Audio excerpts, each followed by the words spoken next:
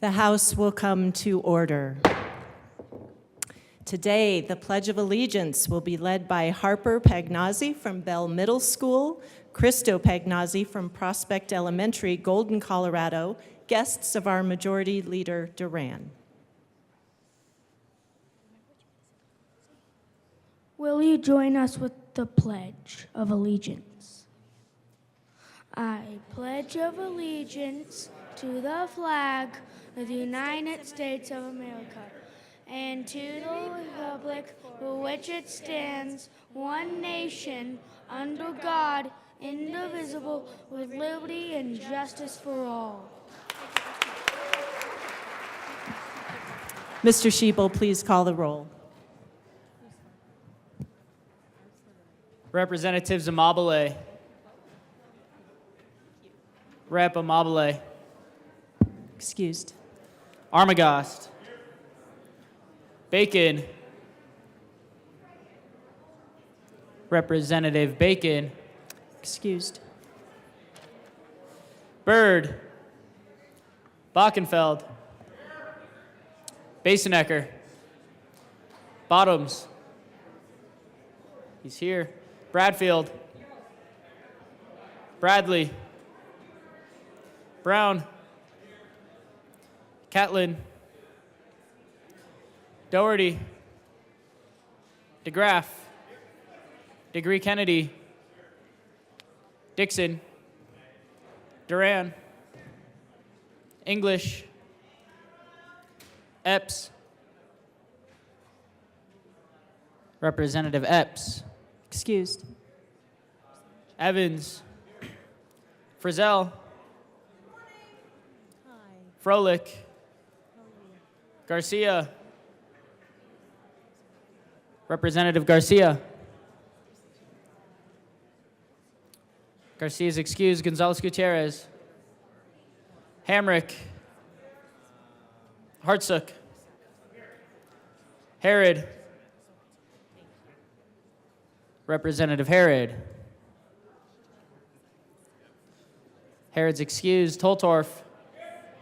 Judah. Representative Judah. Judah's excused. Joseph. Joseph is here. Kip. Leader. Lindsay. Linstead. Luck. Lukens. Lynch. Mabry. Marshall. Martinez. Morrow. Here. McCormick. McLaughlin. Michelson Janae. Ortiz. Ortiz is excused this morning. Parenti. Puglisi. Ricks. Representative Ricks. Excused.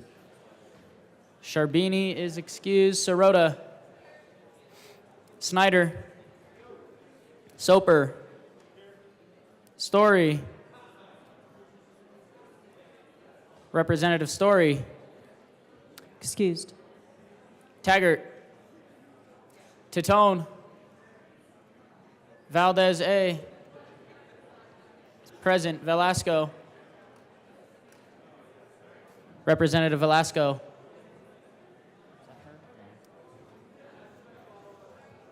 Velasco is excused. Vigil. Rep. Vigil.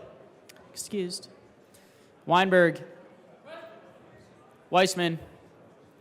Wilford. Wilson. Winter. Woodrow.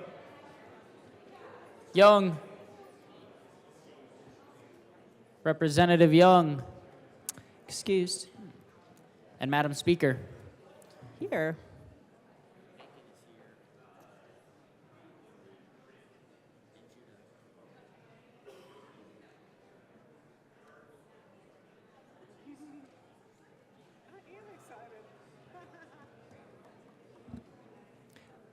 With 53 present, 12 excused, we do have a quorum. Representative Joseph.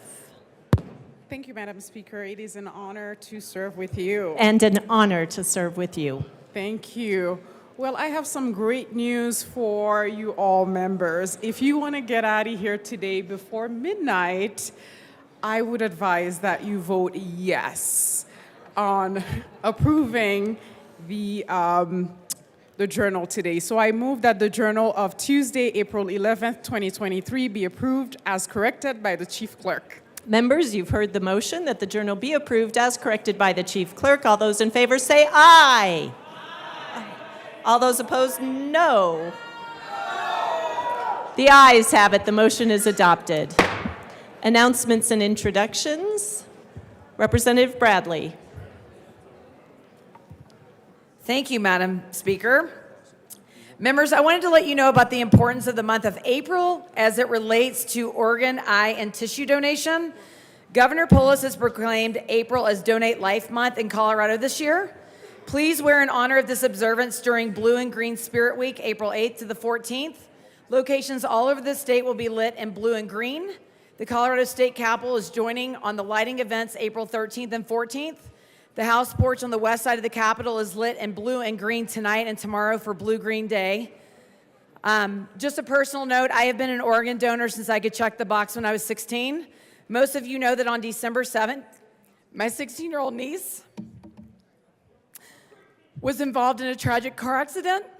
She should have died at that scene that night, but instead she lived for 3 weeks, and I truly believe that she was able to do so because 2 months prior, she checked the box to donate life. We've since gotten who she has helped save. Her kidneys went to 2 different men, both in their late 40s. One of her lungs went to a woman in her 60s. The other lung went to a man in his 40s. Her liver was a direct donation to a friend of my sister's mom. But the best part for us is that her heart is beating strongly in the chest of a 12-year-old boy who is doing well. He's looking forward to riding his bike and swimming this summer, 2 things he has not been permitted to do for quite some time. So I urge you as my colleagues to check the box and donate life. Thank you. Thank you, Rep. Bradley. Very sorry for your loss. Additional announcements. Representative Michelson-Jeannet. Thank you, Madam Speaker. I have 2 announcements. My first, my brief technical announcement, Public and Behavioral Health and Human Services. We'll see you at 1:30, room 107. And my very special announcement is we want to welcome the Sikh community of Colorado to the Capitol. This Friday, April 14th, is the Sikh holiday of Vasikai, which marks the day to celebrate when Sikhism was born as a collective faith. This morning we began with a Sikh prayer known as Ardas. Sikhs originate from the Punjab region in northern India and represent the 5th largest religion in the world. Currently, there are more than 30 million Sikhs around the world who celebrate Vaisakhai every year, and the Sikh community of Colorado is proud to help bring this wonderful cultural celebration to the people's capital. They hope this event will be a great educational opportunity for the Colorado community to better understand their culture, religion, and people. Today at 11 a.m., the Sikh community arranged for lunch for all members in the Capitol, also traditionally known as langar, known as a community kitchen open to all, no matter what their faith, gender, age, or status is, and is offered by every single Gurdwara in the world. Also want to highlight that Governor Polis will be signing a proclamation later today to recognize April as Sikh Awareness and Appreciation Month. I want to welcome the Sikh community and thank them for the wonderful treats on our desk. Please welcome the Sikh community who is here today.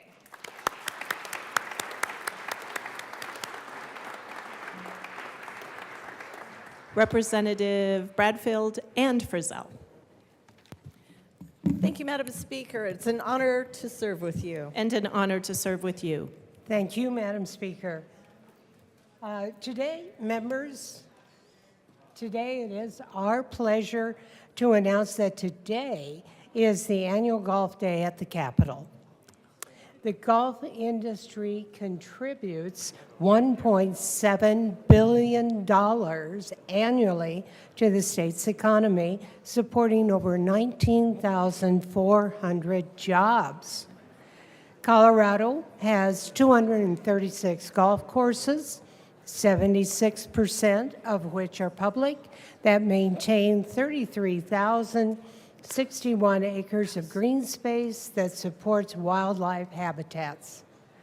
The positive impacts of golf to the state are evident and will continue to grow. Representative Frizzell. Members, today we have representatives from the Colorado Golf Coalition in attendance. They include members, and I'm asking them to stand, they're right over here. Members of the Colorado Golf Association, the Rocky Mountain Golf Course Superintendents Association, the Club Managers Association of America, the Colorado section of the PGA, the National Golf Course Owners Association, and the Corn Ferry Tournament. Please help me give a resounding welcome to these fine folks to our chamber today. Thank you.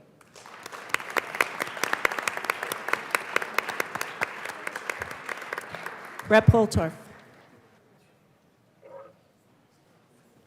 Thank you, Madam Speaker. And I too want to thank the golfers associations, both at the national level, at the state level, the golfers and the organizations that have come today. Golfing is something that bridges the rural-urban divide. And most people don't know that. We have, out in rural Colorado, a plethora of little golf courses all over, particularly in my district. You go out in the cow country and all of a sudden you see a golf course. You're like, what in the Sam Hill is this? Well, if you can get around the cow patties, you can find the fairway and you can find the green. And I've been a hack golfer since I was 8. And I'm telling you, this is an important part of our state. In fact, I was told this morning as I was down visiting with these individuals that I don't know which year it was, and they might be able to whisper it. If they talk in my good ear, I'll hear them. That we were number 2 in the nation behind Hawaii. What year was that? Anyone? Nope. Anyway, it was Whitey. Whitey told me that. Whitey O'Malley, is that his name? Heck yeah, he's a cool name. Whitey O'Malley told me number 2 in the nation. Colorado was number 2 in the nation behind Hawaii. I don't know if it was 2019 or 2018 or 2017. When they rate the golf courses, I wish I knew that. I wish I'd remembered that year. But I'm telling you, that's how good Colorado is in the lineup of golf courses across the nation. Look at them. They're shaking their heads. This is true. So we have a powerhouse. Colorado is a golf state. Urban Colorado, rural Colorado, we love to golf, and I'm really proud to be a part of the golfing community. I'm proud to be a part of their camaraderie this morning, and I thank them for doing what they do, promoting such an important industry that, oh, by the way, ladies and gentlemen, does a lot of good for our youth, does a lot of good for adults, does a lot of good for our seniors. Okay, for getting out and exercising and doing so many things. It's just good all across the community. Madam Speaker, I just wanted to let you know how important that is. I know you understand that, even up there in Dillon, where you've got some golfing going on up in the mountains. So thank you very much for that, and thank you for coming. Thank you. Representative Weissman. Thank you, Madam Speaker. Members, this is just an announcement about the work of the Judiciary Committee today. We are hearing bills as follows: House Bill 1250, followed by an informational presentation by the CCJJ. We'll then get back to bills 1280, then Senate Bill 160, then Senate Bill 157. See you at 1:30 in room 112. Representative Woodrow.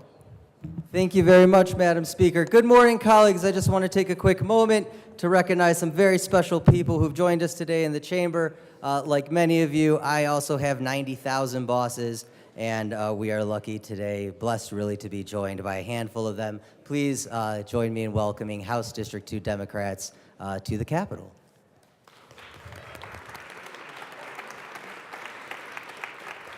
Go to. Representative McLaughlin. Oh, Froelich. McLaughlin. This is an actually short one, Madam Speaker. Thank you. I will be excused on 4:14 in the afternoon with permission. Thank you. So approved. Representative Froelich. Thank you very much, Madam Speaker.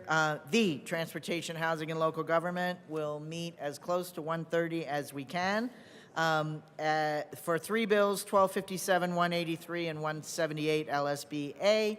Thank you. Representative Story. Thank you, Madam Speaker. I just want to announce that tomorrow morning at 8:30 a.m. CDC will meet in Senate Committee Room 357, 8:30 a.m. See you then. Minority Leader Lynch. Thank you, Madam Speaker. Today you will see a whole bunch, about 80 crazy kids running around this building that are the senior class of Liberty Common High School. They are going through security right now, so they won't get to hear this, but one of the neat things about Liberty, well, one is my son is a senior there, so that's one thing that I think is really neat. But also, for the last 7 of the last 10 years, Liberty Common High School in Fort Collins has consistently scored as the top either ACT or SAT scores in the state. This year they did not, but they were the top in the Poudre School District. But as you guys see, a big group of kids going around here. That school was actually started by Maureen Schaefer, who is the wife of Bob Schaefer, who was Senator Schaefer, Congressman Schaefer, and this is part of their getting out of Liberty is that they come here and they spend the day learning more about this process. So if you see some kids that are actually they wear uniforms of some level, and so if you see some good-looking kids run around here, please make sure to say hi to them. Thank you. Thank you. Madam Majority Leader.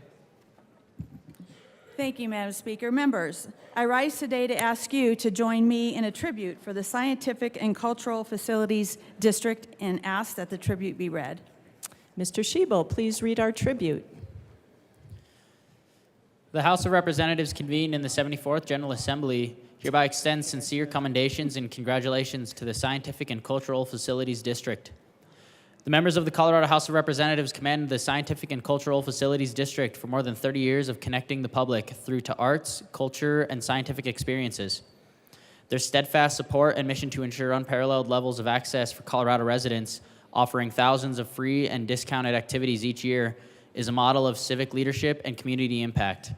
With the SCFD as their foundation, the organizations providing cultural access in the region are the envy of communities across the nation.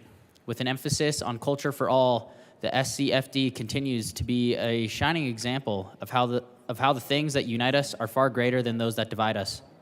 The Colorado House of Representatives thanks the Scientific and Cultural Facilities District for all they have done for the great state of Colorado. On request of Representatives Monica Duran and Brandy Bradley, given this 12th day of April, 2023, State Capitol, Denver. Madam Majority Leader. Thank you, Madam Speaker. And members, you can sit. As the tribute said, for more than 30 years, this district has expanded access to art, culture, scientific experiences in the 7-county Denver metro area, and also for the entire state of Colorado. The district has also helped to create a diverse group of arts, science, and cultural organizations dedicated to the belief that culture for all isn't a slogan, it's a necessity.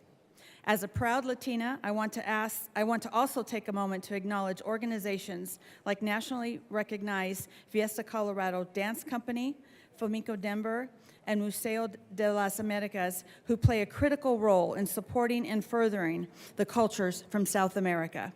This year, the district will fund more than 300 organizations that enrich our lives, educate our children, and engage our communities.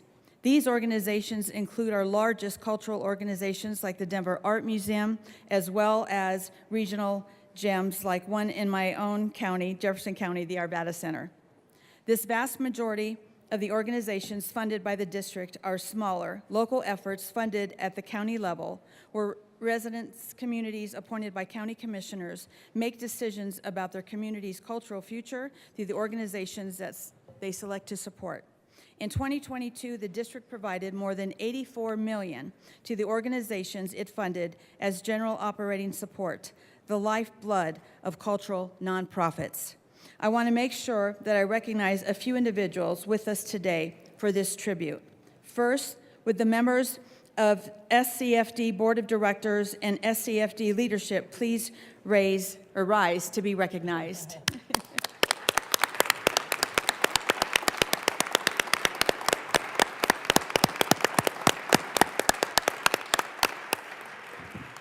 Next, a special thank you to the Colorado Korean Choir, who shared with us a beautiful rendition of the national anthem.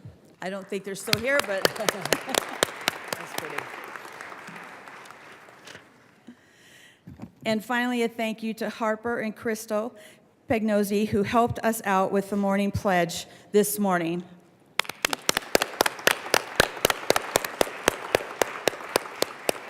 Cute. I'd like to turn the microphone over to Representative Bradley to help me with this tribute. Representative Bradley. Thank you, Madam Speaker. Thank you, Representative Duran. It's my pleasure to rise with you today to pay tribute to the contribution of the SCFD. In Douglas County, we have many prize organizations funded by this group, including, and there's a long list, Lone Tree Arts Center, Parker Arts, Cherokee Ranch and Castle Foundation, Colorado Jazz Orchestra, Denver Concert Band, Hawk Quest, Highlands Ranch Concert Band, Highlands Ranch Cultural Affairs Association, Highlands Ranch Historical Society, Lone Tree Symphony Orchestra, Nature's Educators, Parker Area Historical Society, Parker Symphony Orchestra, Performance Now Theater Company, Roxborough Arts Council, St. Andrew's Society of Colorado, and St. Luke's Performing Arts Academy.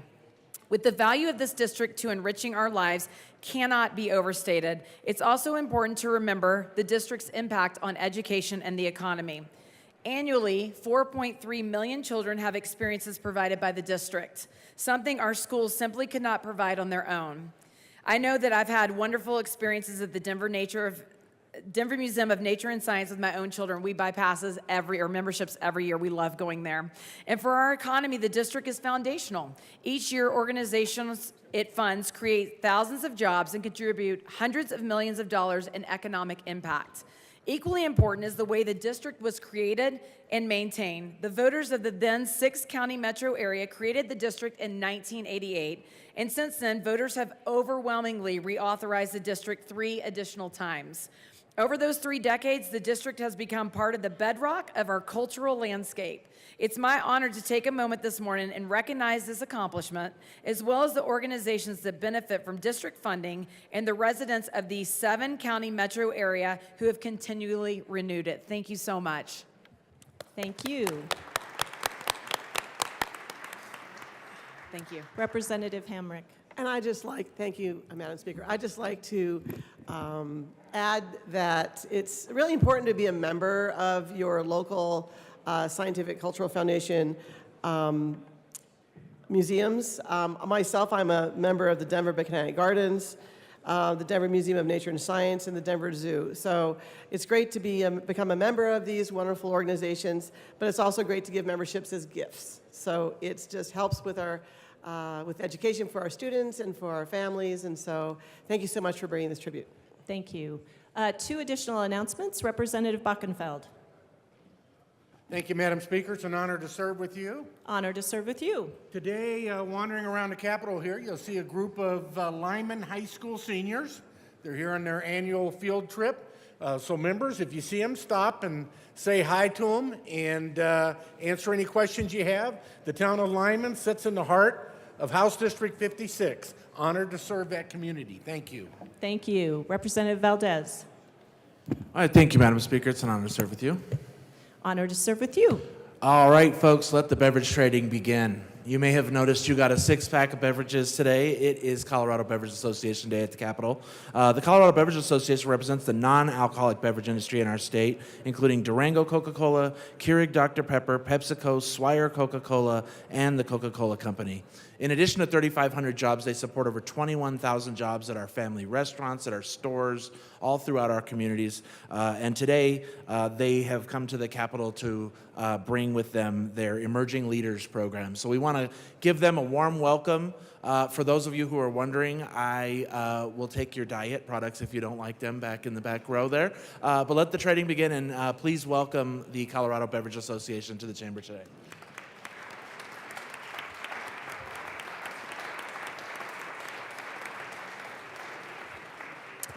Madam Majority Leader. Thank you, Madam Speaker. I move to proceed out of order for consideration of memorials.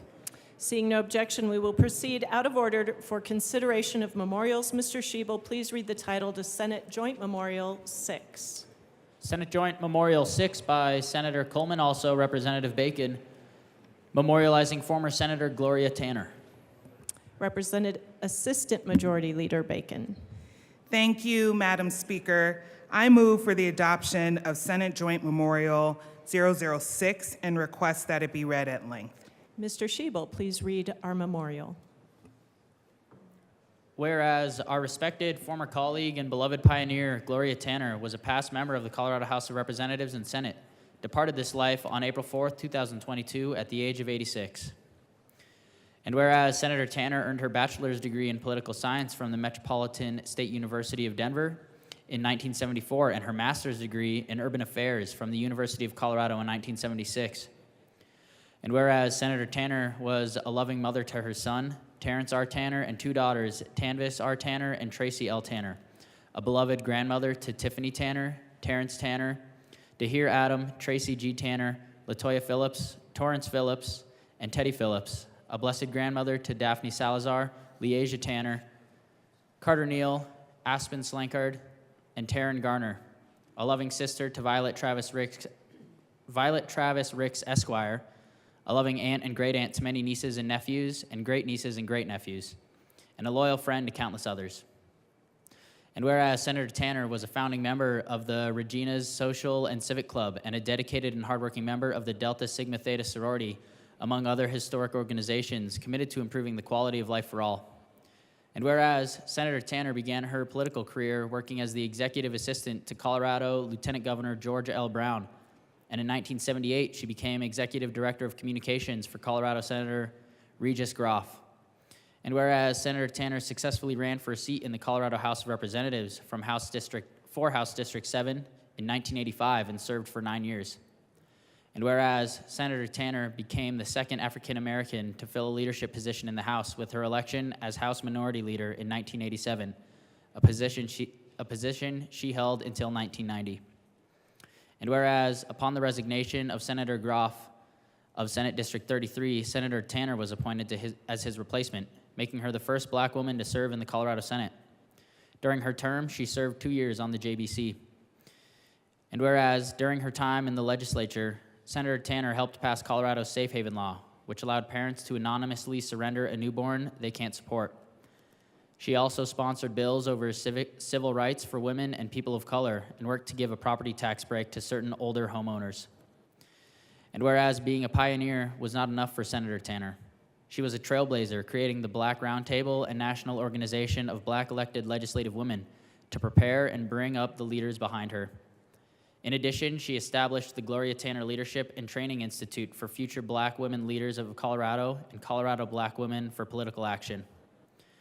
And whereas Senator Tanner was inducted into the Colorado Women's Hall of Fame in 2002 and left behind a legacy and mantle that every black woman and leader will be able to stand on for years to come.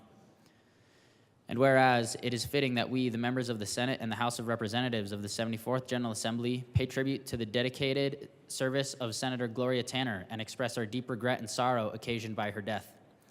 Now, therefore, be it resolved by the Senate of the 74th General Assembly of the State of Colorado, the House of Representatives concurring herein, that in the death of Gloria Tanner, the people of the state of Colorado have lost a dedicated public servant and outstanding citizen, and that we, the members of the Senate and the House of Representatives of the 74th General Assembly, do hereby extend our deep and heartfelt sympathy to the members of her family and pay tribute to a person who served her state well and faithfully. Assistant Majority Leader Bacon. Thank you, members. Thank you for standing. You may have a seat. We, the members of the Black Caucus, would just like to share a little bit about Senator Tanner. Yesterday, we read the same memorial in the Senate, and her family was able to join us, along with the Reginas, I wink for rough English, as well as members of her beloved sorority, Delta Sigma Theta. But today, we'd just like to share a little bit with you of her life and legacy. As you may have heard, I do have the honor of following in her footsteps. She represented House District 7, and she was one of a handful to be firsts in this building. As you heard, she was the first black female senator, and that was in the 90s. And so Gloria Tanner was more than a pillar of our community. She was a beacon. I can honestly say that all of the representatives, particularly in Denver, were not allowed to be here and serve until we met with Senator Gloria Tanner over a glass of lemonade, because she was just so much of, I guess, the guidepost for our community. And so you may hear me hesitate a little bit because her loss is deeply felt throughout our community. Her legacy includes instilling in particularly those who are African American who wanted to serve, our purpose in our service. Our purpose in our service is to be sure that our life is dedicated to dismantling some of the systems that have kept us apart and kept us disenfranchised. Senator Tanner was in her 80s when she passed, and you can imagine all of the things that she's seen our community endure over the course of her lifetime. You have heard from many of us the things that our parents, the things that each of us have experienced, and part of the work that she did in training us was to help us recognize that power comes from within. No one gives it to you. You can actualize it. And so we are deeply honored to be here as representatives of her legacy, and her loss is something that, while we may feel the pain of in the immediacy, we know that we will probably build some sort of actual pedestal statue, hopefully a memorial in this building, because that's how deeply impactful her service was. So I'd like to welcome up any other member of the Black Caucus if they'd like to share.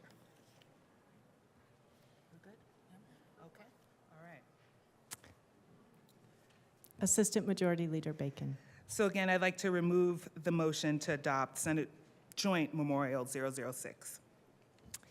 The motion before us is the adoption of Senate Joint Memorial 6. Mr. Schiebel, please open the machine and members proceed to vote.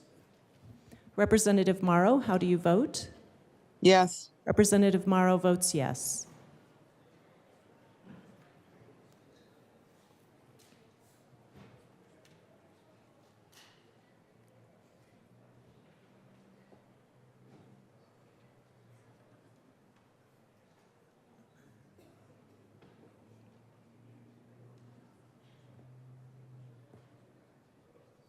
Rep. Sirota.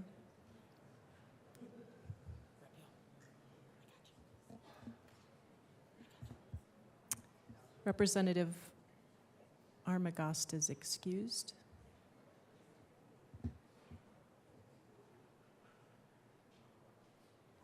Please close the machine. With 59 ayes, 0 no, and 6 excused, Senate Joint Memorial 6 is adopted. Co-sponsors.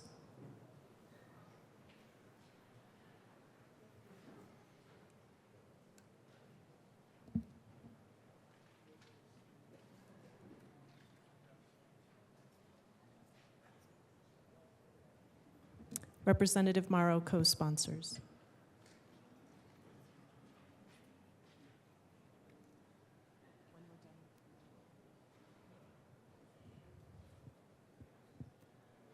Please close the machine. One more announcement. Representative Kipp. Energy Environment Committee members, we are not meeting at all this week, so you have both today and tomorrow to do other things. Thank you. All right. Seeing no further announcements, members, the next order of business is special orders. Representative Wilford.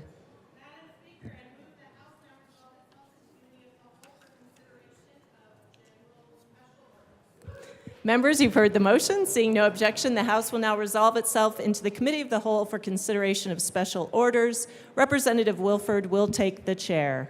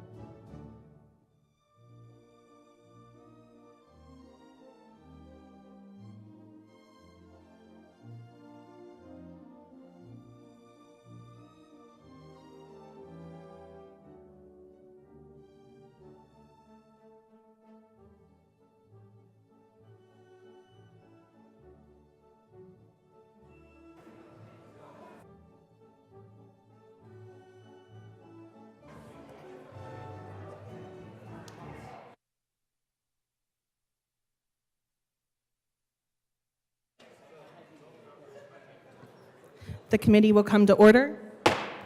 With your unanimous consent, the bills will be read by title unless there is a request for reading a bill at length. Committee reports are printed and in your bill folders. Floor amendments will be shown on the screen and on your iPads. Bills will be laid over upon the motion of the majority leader, and the coat rule is very relaxed. Mr. Schiebel, please read the title of House Bill 1227. House Bill 1227 by Representatives Judah and Ortiz, also Senator Will, concerning the enforcement of requirements imposed on pharmacy benefit managers. Representative Judah. Thank you, Madam Chair. I move HB 1227 and the Appropriations and Health Insurance Committee reports. To the committee reports. Thank you, Madam Chair. Appropes went great, and they believed the importance of the bill, and so they decided to fund it. And I ask for an aye vote. To clarify, we are on the Appropriations Committee report. Representative Judah? Yeah, I said. Okay, Yes. great. Please proceed.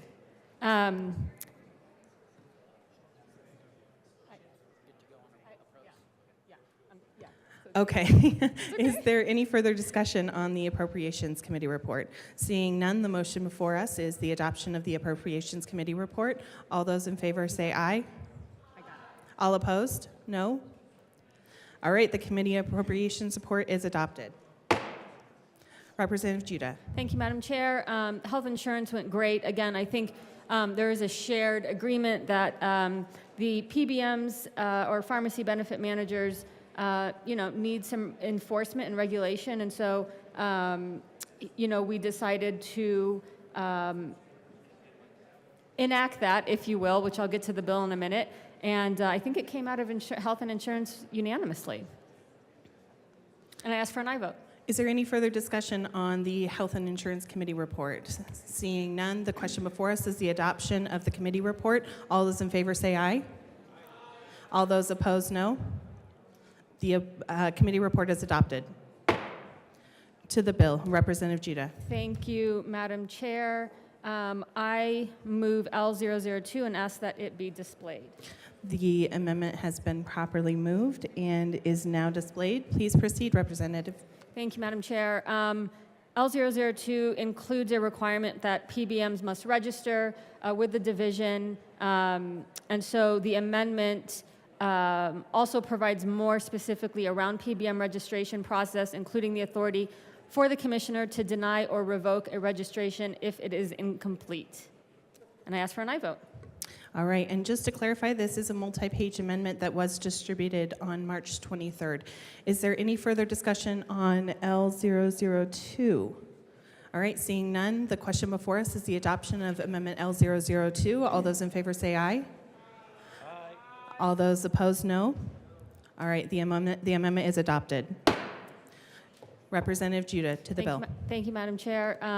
I move L003 and ask that it be displayed. The amendment has been properly moved and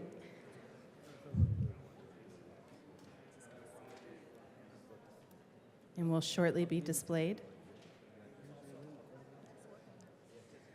All right, and it has been displayed. This is also a multi-page amendment that was distributed on March 23rd. Please proceed, Representative Judah. So this amendment adds rulemaking authority for the division in areas of statute related to the PBM enforcement. And I ask for an aye vote.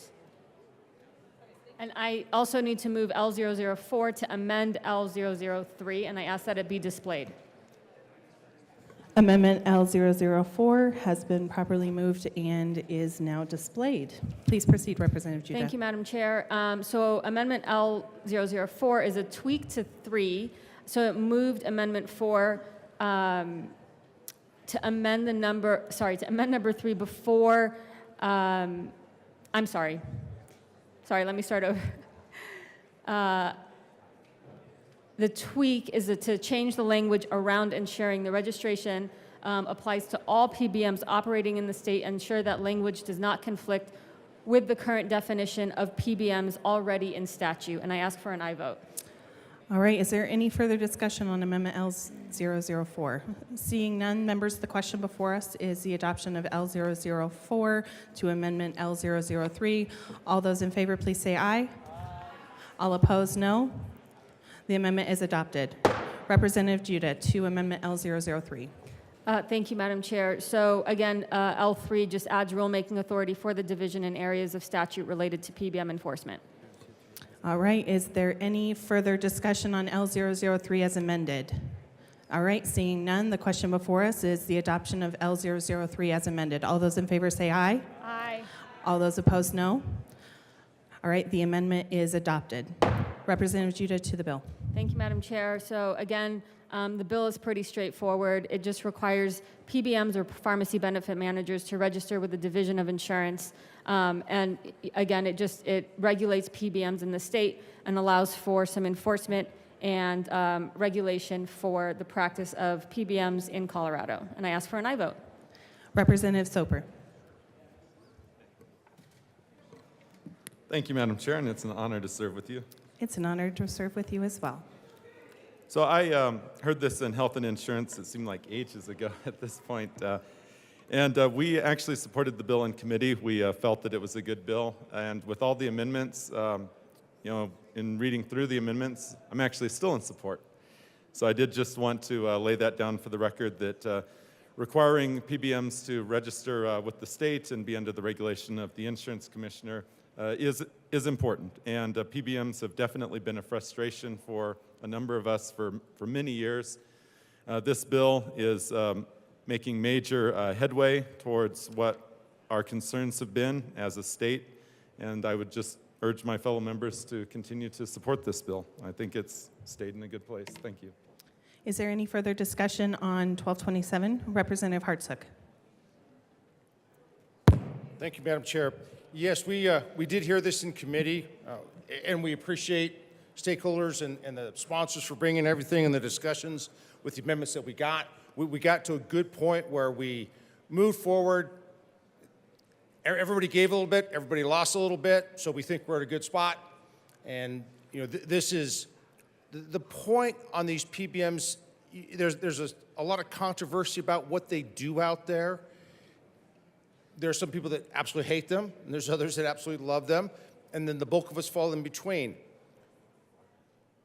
Due to a lot of federal regulation things that are happening, some of it's out of our jurisdiction, but what we're doing here is getting towards the goal of transparency, that consumers can have a better view of what they're going to see and pricing-wise.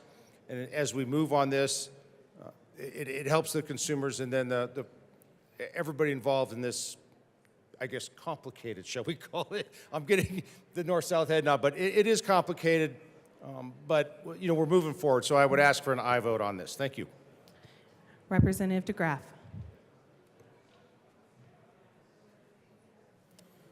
Thank you, Madam Chair. This is neither for nor against. This is just mainly for perspective for my colleagues on the PBMs as we're discussing why some people are for and why they are against. So some background information. In the ongoing debate over drug prices, the pharmaceutical industry has been highly effective in shifting the blame to the middlemen, in particular the pharmacy benefit managers as they currently operate. Pharmacy benefit managers are part of the problem, but if incentives were realigned, pharmacy benefit managers could and should play more of a vital role in controlling the runaway prices for prescription drugs. PBMs, and I would say, like most good ideas, started off with the idea that their buying power would reduce healthcare costs and pass the savings on to customers. They act like a giant buying networks for drugs, representing consumers from multiple employers and insurers. In economic terms, they aggregate demand. So part of the supply-demand curve, Economics 101, which gives them leverage in the market. PBMs use their buying power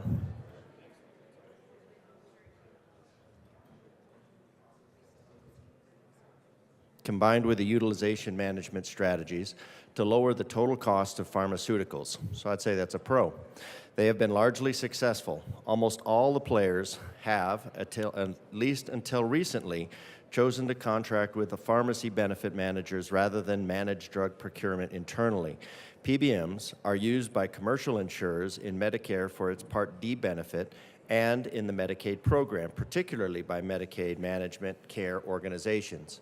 Moreover, in a market with competitive alternatives such as generics and multiple name brands, pharmacy benefit managers should be able to move patients from more expensive brand drugs to less expensive versions and extract lower prices by playing one brand off of another.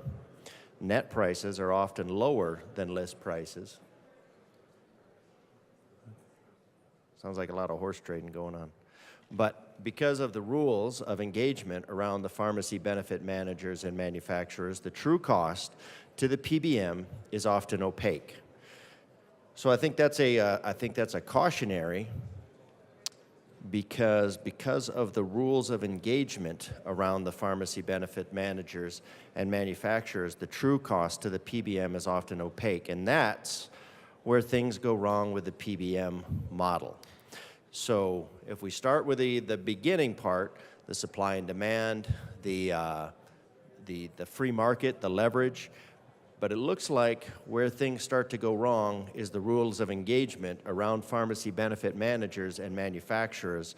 That's where the true cost to the PBM is often opaque. So I suppose we have to look and go and ask ourselves, where do these rules come from? Because the rules for the PBMs probably come from bodies like this. And that's where things start to go wrong with the PBM model. And that's where we'd like to not have a problem with this new legislation. These companies are supposed to use their formulary power, management tools, and price concessions to benefit the insurers they serve, which, in turn, Pardon me just a moment, Representative DeGraff. Members, it's getting to be a little bit loud in here. If you would kindly take your conversations to outside of the chamber, that would be great. Thank you. Please proceed, Representative DeGraff. Thank you, Madam Chair. I very much appreciate that.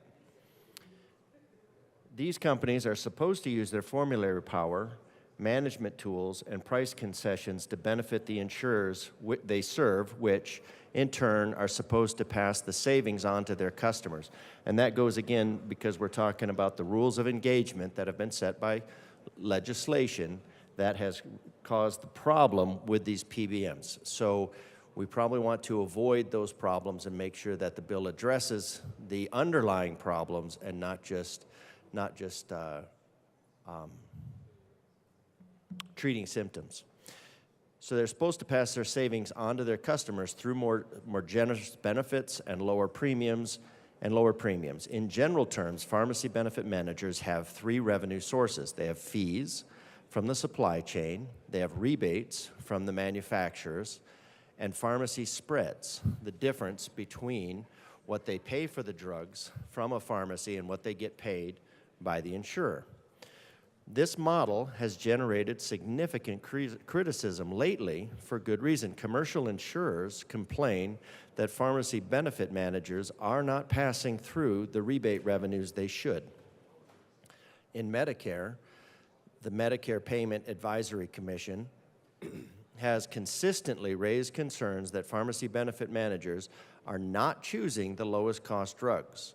And recent work by 46 Brooklyn, sounds like a TV show, suggests that pharmacy benefit managers are charging Medicaid managed care organizations, or MCOs, much more for generic drugs than they are paying pharmacies.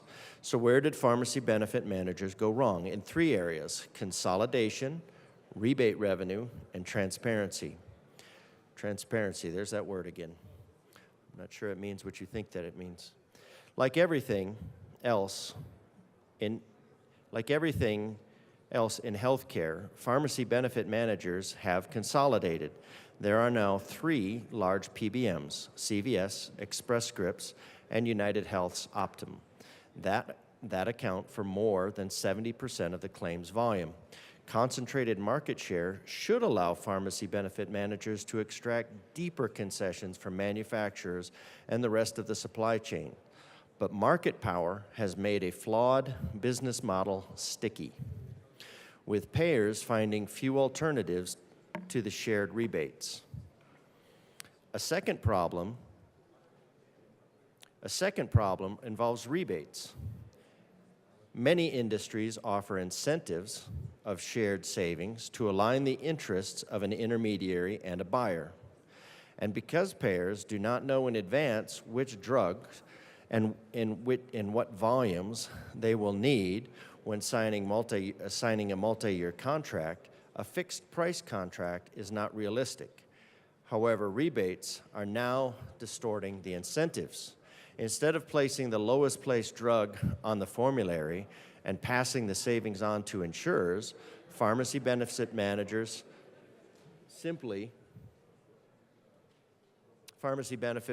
may simply supply the drug with the highest rebate. Pharma argues that rebates increase list prices. They also fail to lower premiums if they are not passed on to insurers. But rebates aren't the only cause of rising drug prices. For example, prices are high and increasing for drugs that don't offer rebates and in markets without rebates, such as Medicare Part B, which brings us to transparency. The drug pricing world is shrouded in secrecy. Some economists argue that price discrimination, when no one knows what anyone else is paying, results in bigger discounts. This is similar to airline ticket pricing. Most travelers buy tickets without knowing what anyone else is paying for the other seat on the same flight. Pharmacy benefit managers may be able to get deeper discounts from drug manufacturers if the drug companies can keep the size of the discounts secret and not have to offer them to every other PBM. Yet economists argue that transparency is one of the characteristics of a well-functioning market. Most government contracting requires full transparency. Greater transparency in drug pricing could encourage competition and force manufacturers to cut prices to gain market share. So greater transparency in drug pricing could encourage competition and force manufacturers to cut prices and gain market share, especially for drugs that compete within a class. The problem of secretive pricing is further complicated because the whole system of out-of-pocket expenses is based on list prices. After all, it is difficult to build a copay model based on net prices if those prices are not transparent. Basing consumer expense on an artificial price to maintain the negotiating leverage of pharmacy benefit managers forces patients to overpay. So it seems the gist here is that, so again, the problem of secretive pricing is further complicated because the whole system of out-of-pocket expenses is based on list prices. And so the list prices are going to be inflated so that there can be discounts offered from there. After all, it is difficult to build a copay model based on net prices if those prices are not transparent. Basing consumer expense on an artificial price to maintain the negotiating leverage of a pharmacy benefit manager forces patients to overpay. So the prices are overstated to allow, they're made as an artificial price to allow the discounts to give the PBMs leverage. The flaws in this system have reached a breaking point. Anthem accused Express Scripts of failing to pass on rebates and sued for $15 billion. That will probably, and that $15 billion, of course, would be passed on to consumers ultimately. Ohio recently terminated its pharmacy benefit manager contract for issues around spread pricing. Meanwhile, others are attempting to internalize PBM insurer conflict by renegotiating. Cigna is trying to buy Express Scripts, and CVS is buying Aetna. Pharmacy benefit managers could provide significant value, but the business model must become more closely aligned with the interest of patients and payers. Pharma, which would probably not be the artificially inflated price to allow the discounts and leverage. Pharma would love nothing more than to see the PBM model implode, creating the opportunity to extract higher prices by negotiating against smaller, less sophisticated buyers. That's I would say that's an opinion part of it, but it's worth noting. Some have proposed that all rebates should be eliminated and pharmacy benefit managers should simply charge fees. But how would payers evaluate the effectiveness of the PBMs? The shared rebate system was designed to allow incentives around discounts. A new fee model that better aligns with the interest of consumers, insurers, and pharmacy benefit managers must be developed. Perhaps foundations should support the formation of a nonprofit PBM governed by its customers, similar to the nonprofit generic drug company being launched. The Laura and John Arnold Foundation has supported the development of a value-based pricing through the Institute for Clinical and Economic Review, which can be used by pharmacy benefit managers to select drugs that maximize patient value rather than the size of the rebate. CVS recently announced it would use ICER pricing in establishing its formulary. It is easy to cast pharmacy benefit managers as the bad guys of drug pricing, but with changes to the basic business model, they may be consumers' best hope for holding down the price of pharmaceuticals. So it looks like, if we go through this, that perhaps the biggest part of this is the lack of transparency in the models.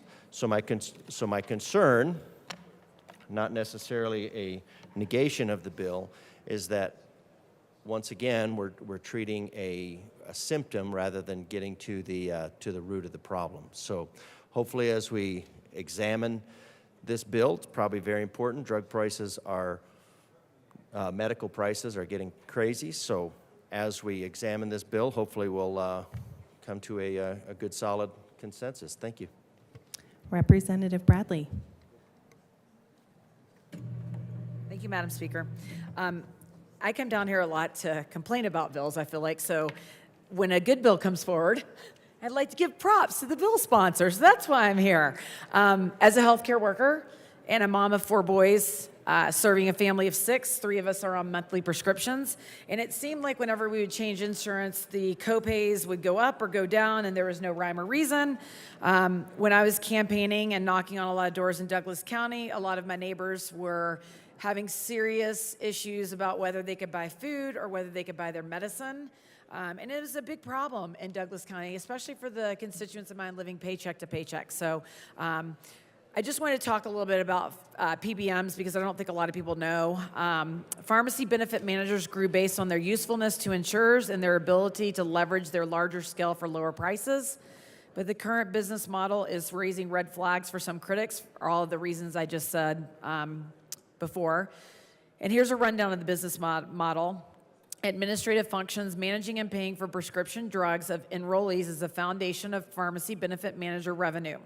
The insurers pay a fee to the pharmacy benefit managers for this work. Drug manufacturer rebates. In exchange for including drugs in their formulary, a list of approved drugs, drug manufacturers provide pharmacy benefit managers with rebates. Critics say this practice sometimes pushes patients toward higher rebate drugs, which tend to cost more. Again, no transparency for the people that are struggling to even buy the prescription drugs that their families need. It can also push pharmacy benefit manager margins higher. Price spreading. Pharmacy benefit managers also make money through a strategy called price spreading. PBMs negotiate lower prices with drug manufacturers, but mark up the price when they charge insurance companies for individual prescription claims. This makes up about 10 to 15% of a pharmacy benefit manager's revenue. And then there's something called clawback. The pharmacy benefit manager sets the copay for patients filling a prescription at a pharmacy. If the copay is higher than the reimbursement cost of the drug, the pharmacy benefit manager can claw back that difference from the pharmacy that collected the copay. The pharmacy benefit manager business model has changed dramatically since 2002. Between 2002 and 2005, most of a pharmacy benefit manager's gross profits came from collecting rebates on brand name drugs. From 2005 to 2010, their profits shifted due to the growing market for mail-order pharmaceuticals. Since 2010, numerous specialty pharmaceuticals, like those used to treat complex chronic conditions, have entered the market and shifted pharmacy benefit manager profits. In 2016, about half of gross profits came from specialty drug rebates. The rebates and clawbacks in particular are drawing criticism, and that's why I think you see a lot of red flags about this. The rebates often don't make their way back to the insurers, and if they do, they may be used for something other than lower premiums for consumers whose prescriptions drive the rebate. So again, want to thank the bill sponsor for bringing this because we all want transparency and we're all feeling that the current dollar doesn't go very far, especially when you account for inflation and the high cost of food at this point. A recent lawsuit against national insurer Anthem claimed the company used billions of dollars in rebates to buy back its own stock ahead of a failed merger. And many pharmacy benefit managers have issued gag orders prohibiting pharmacies from alerting consumers to lower priced drugs, primarily to make money on the clawbacks. Pharmacists who break this gag order can face penalties and even removal from the pharmacy benefit managers network. So if a pharmacist is trying to help a consumer with a lower cost drug, they can be held liable for a gag order. So I think it's adamant that we demand transparency and accountability for PBMs and their negotiations with the pharmacies. Thank you.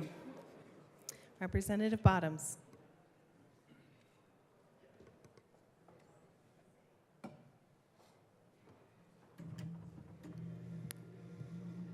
Thank you.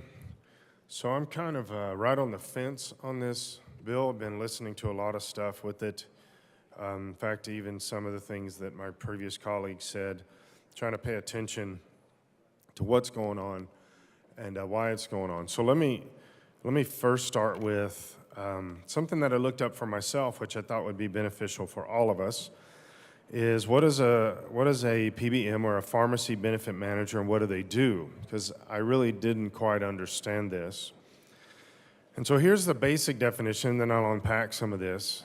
They work as third parties to go between health insurance providers and drug manufacturers. Now, so I think the question then becomes, how do they do this? That's where some of the sticking points are with this, and I think that's where this bill comes from, is how they're accomplishing this, whether this is being accomplished in the best interest of everybody, whether this is something that is not including. Now, again, in every single setting we have bad actors, but I'm not necessarily in favor of legislating for bad actors, when specifically depending on the percentage of who they are and those kind of things. And so they are go-between health insurance providers and drug manufacturers. So how do they do that? What do they do? What's the breakdown of that? Here's another part of this definition, that PBMs help negotiate costs and payments between drug manufacturers, pharmacies, healthcare insurance providers. PBMs also create prescription drug lists called formularies. And I know that's where some of the frustration comes in, and with some of the, well, there's actually on both sides. I've seen positive and negatives about formularies on this, that they can be beneficial. So I want to read some things that talk about how this works within this system. What do they do? PBMs are not involved directly in distributing prescription medicines, according to the National Association of Insurance Commissioners. PBMs deal with negotiations and payments throughout the supply chain from manufacturers to health insurance providers. PBMs work alongside, now again, this is the definition. That doesn't mean that this is what's happening in every single one of these circumstances, which is why we're discussing this bill. They work alongside drug manufacturers, wholesalers, pharmacies, health insurance providers. PBMs represent health insurance providers when making agreements with drug manufacturers. And this is also where it kind of breaks down a little bit, because there has to be some type of guidelines and criteria. I mean, there already is guidelines and criteria, but we want to address that or look at that in the context of this bill. Drug manufacturers pay PBMs rebates. Now that's where it starts getting where it starts getting a little dicey, because where do these rebates come from? Who gets them? Who gets the amounts? Who decides the amounts? And is this the most beneficial? Well, who is it the most beneficial for? Every time something like this happens, somebody benefits. And so is this where the PBMs are benefiting? Is this where the drug manufacturers are benefiting? I know drug manufacturers can be the the big bad guy in today's context, but I don't necessarily think that's always the truth. They are accomplishing a lot of things. This is like quasi-market driven. Sometimes it's market driven, sometimes it's industry driven. In fact, I'd probably say it's a little more industry driven on all of these different things. So the drug manufacturers pay PBMs rebates. PBMs will also make payments to pharmacies on behalf of the health insurance providers. Now that's another little gray, iffy area that you would want to look at is, and again, just let me say, while I'm reading all this, I am leaning against the bill, although I understand the context of it. PBMs will also make payments to pharmacies. So now you have the drug manufacturers paying PBMs rebates. PBMs are making payments to pharmacies. This is a potential playground for corruption. I think that's what everybody here is looking at or addressing, right? This is where the potential for corruption comes in, but not necessarily the guarantee of corruption. So PBMs will also make payments to pharmacies on behalf of the health insurance providers. So now you have the health insurance providers involved in that. They're helping PBMs put money in the hands of pharmacies. So health insurance providers are running money through PBMs to pharmacies. Drug manufacturers are paying PBMs. It does appear that PBMs are really winning a lot. But is that necessarily bad within itself? Let's continue to unpack this, because theoretically, if they're doing what the definition of what is said is what their job is, then all of these things are okay within the context. Again, I think that's part of what we're trying to figure out or unpack, right? PBMs are responsible for negotiating costs with drug manufacturers, including discounts or rebates. So they're this middleman with all this money going back and forth and ideas going back and forth, and then who's doing which drugs where, which pharmacies, which health insurance providers. All this stuff is included in this. The kind of the consensus that I've seen or heard with this is that PBMs are the bad guys. They're the bad guys in this whole mix. But here's a thought to at least process. If they are taken out of the mix, and so now you just got the drug manufacturers, the pharmacies, and the health insurance providers, who is fighting? I'm not saying that PBMs automatically do this, but who is fighting for me in this process, right? My health insurance company has never fought for me, right? I'm not saying they're the bad guy. Actually, I'm in a different concept of health insurance than most, but I don't think they're the good guy or the bad guy. They're there to make money, which means I'm going to be a victim sometimes, from my perspective, not necessarily from a real perspective. What about the drug manufacturers? Are they fighting for me or against me? Depends on what I want and what I need, right? What drugs are being put on the market and why? In fact, that's one of the biggest things that we should always be investigating, is what drugs are hitting the market, and the biggest question here is not what, but why they are hitting the market. Because there's a lot of stuff that goes behind a drug being approved and then hitting the market. So are they fighting for me? As a consumer, they might be fighting for me to consume, but not necessarily for me as the individual. So the pharmacies fighting for me? I have a good friend that's a pharmacist, and he says, our job is to just give you the stuff. We're not making all the decisions, which is not totally true, but they're not making all the decisions, all the stuff. So formulary. PBMs also create and maintain formularies. And again, this gets a lot of bad press, but I don't necessarily think this is wrong within itself or bad within itself. It's how this is produced. I think that's really the big question.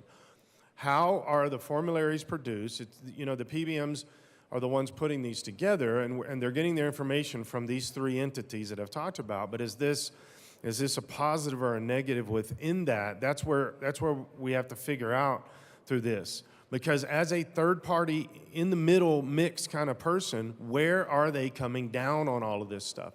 That's really part of the major question.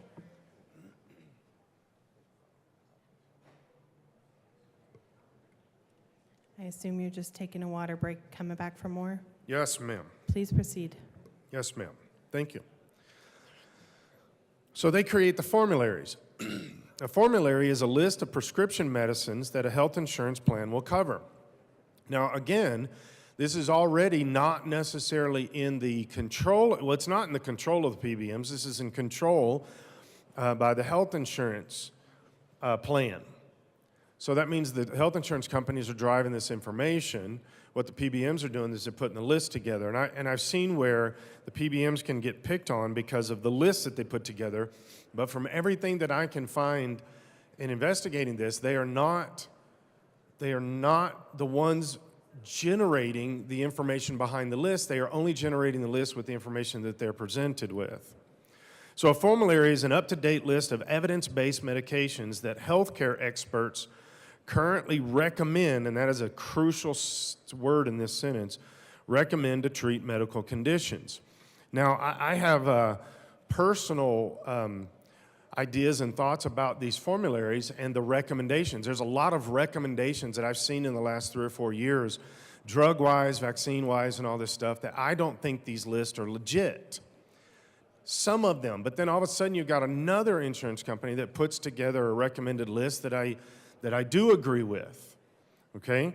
So again, these are not the decisions that the PBMs are making. This is only them formulating the list. And so we've got to be careful with picking on the PBMs for something that is outside the scope of their ability. They are only the manufacturers of the list, not the creators. The people making the decisions behind the creation. So then the main role of a formulary, now this is definition, but it's not necessarily actualization, but it says the main role of a formulary is to promote the safe and effective use of the medications that are the most affordable. Now, I think probably most of us in this room have disagreed with some of this at some particular time in our history of buying medications. As this is the list that is put forward, and the health insurance companies say, this is what you're getting, this is the price breaks on these, this is what we recommend. The PBMs put this together, and it is not actually the most affordable. Now, is that the PBM's fault? Again, we have to come back to the actual information that we know about all of the layers of this. And I've only made it into four pieces, right? We understand that this is much more involved in this, all right? And a lot of this, even to include the pharmacies, I don't necessarily think the pharmacies are in a deeper level of conversation with this. I think the pharmacies, although in the last 3.5 years, I have seen where the pharmacies actually become a little more militant in the context of what drugs, how they will do this, and it's not just the PBMs, insurance, all this. They're taking their marching orders, and they're even going against PBMs on some of this, and even the pharmacies. And to me, the pharmacies used to be kind of a neutral category of just dispensing what is being directed by either doctor or insurance or whatever. So again, the main role of a formulary is to promote the safe and effective use of the medications that are the most affordable, and we hope in a best case scenario that that's actually going down. The problem is when people are getting paid for each layer of this, money is going from one group to the next group, and then this group is making sure it's dispensed, or even money coming back in the other direction. The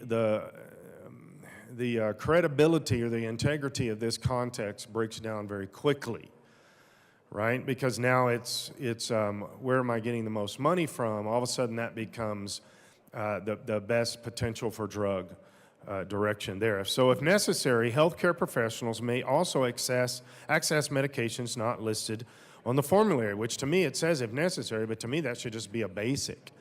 That should just be a given. In a free society, they can access whatever they need to, because why? At the end of the day, what is all of this about? It's not about insurance, it's not about pharmacies. It's not about the PBMs. It's not about the manufacturers. At the end of the day, this is about the individual, or should be. I do not believe that it is. I'm just saying it should be about the person. It's about the citizen that needs help with this particular issue, and so they need access to whatever. What do they need access to? Whatever is the best option, not necessarily what the formulary has been put together, what's the cheapest according to somebody's standard. Now with that, this is where I think the PBMs get most of the, I would say, the negative press. Some legitimate, I don't believe all legitimate. Okay, each healthcare insurance plan will have its own formulary. And usually this, I believe this includes a link. I think most of the time this includes a link where they can go and figure out where this is. If the formulary is not available online, people can contact the insurance provider to learn what is on the formulary. And I've done this before, where you can contact the insurance provider, and then you get the insurance. Well, there's a few different layers, but you can get a list of what is the accepted, recommended. I mean, there's a little bit of a list that they put together there. If the formulary does not contain a person's specific medication, a similar drug should be available. And again, this is where it gets a little dicey, because to say should be, I have personally experienced in the last 3.5 years where the drug that I knew was going to be the best for me in some kind of pandemic setting or something was not available. Well, who's deciding that? That's part of this conversation. Who is deciding? Because that similar drug should be made available, and specifically if this is a major drug seen across the entire nation, it should be made available. And this is where hopefully you've got the PBMs talking from the drug manufacturers through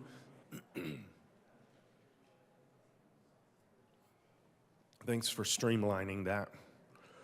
Talking from the manufacturer through into the insurance companies and then obviously into the pharmacies. And this is where the breakdown has been.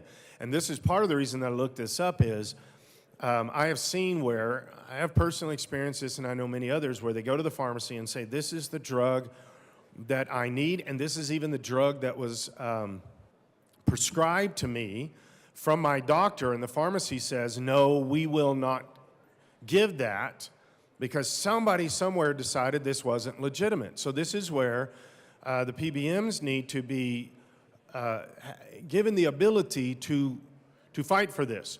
And this is one of the main reasons I would struggle with this bill, is because somewhere in there, if it's just the drug manufacturers and then it's the insurance companies and the pharmacies, 10 years ago, I don't think I would have had as much of a problem, but in the last 4 years, we have specifically seen where the actual citizen has been attacked by those three entities. Somewhere there has to be somebody in that mix that can interact and say, wait a second, what about this drug over this vaccine or something else? And that's where this is where this bill kind of slogs for me a little bit. Is where is that? I think there should be a couple more layers. I think in the PBM mentality, there needs to be maybe a little bit more of an open market within who's doing that and how many different groups are involved in that process. So, 4-tier drug benefit. This is specifically interacting with the PBM mentality, right? Healthcare plans categorize prescription drugs into 4 tiers based upon out-of-pocket costs, drug availability, and the medication's clinical effectiveness. Now, again, that is the definition, that is the way that this is described, but I have personally seen where that categorization has not been accurate and it has been harmful to the public. So where is the representation, I would say, for the average citizen? Right? I'm not anti-drug manufacturer, like I said. I'm not anti-pharmacy. I'm not necessarily pro-health insurance, but that's a different subject. But where is this four-tier system really working out? Are we really saying out-of-pocket cost, drug availability, and medications clinical effectiveness is pushing this in all single levels? And I don't think so necessarily, but again, I'm not being overly critical of the whole basic concept or PBMs. The tiers are, tier 1. These are usually generic versions of brand name drugs and have the lowest co-payment cost, right? I actually remember when generic drugs became a thing. I'm old enough to remember that. And this was amazing because all of a sudden you had drugs that, and at least from, I think from my family context, my worldview, people were hesitant or skeptical of generic drugs at the beginning, right? But when it's like 10% of the value of the cost normally, then everybody automatically became much more interested in generic drugs, right? So tier 1, these are usually generic versions of brand name drugs and have the lowest co-payment costs. Tier 2, these are usually brand name drugs that are more affordable with medium co-payment cost. Tier 3, these are usually brand name drugs that have a generic version available with the highest co-payment cost. Okay, this is actually a pretty important tier because of the way that the PBMs are working within this. These are usually brand name drugs that have a generic version available with the highest co-payment cost. Tier 4, these are specialty drugs to treat severe health conditions, and we all understand that Tier 4 are usually extremely expensive. Not always, but most of the time, extremely expensive. I know somebody that is paying $12,000 a month right now for their medication, and apparently that's not even that high in the big scheme of things. I struggle with that on a lot of different levels. But Tier 1 and Tier 2 drugs have a lower co-payment cost because they are the preferred drugs of choice on the formulary. Again, I would add the word here because they are the potentially preferred drugs of choice on the formulary. They're not always, that's not always the way it works out, and this is where the money exchanging hands from all these different groups gets a little suspect when it comes to how these drugs are actually rated, how do the formularies how do they accrue the formularies and those kind of things. The Tier 3 drugs are non-preferred and Tier 4 drugs are specialty drugs. So these two tiers have higher co-payment cost. Now again, these are broad swaths of the brush to accomplish this. For non-Medicare members, people who are not Medicare members may be able to access Tier 4 drugs only at certain pharmacies within their state.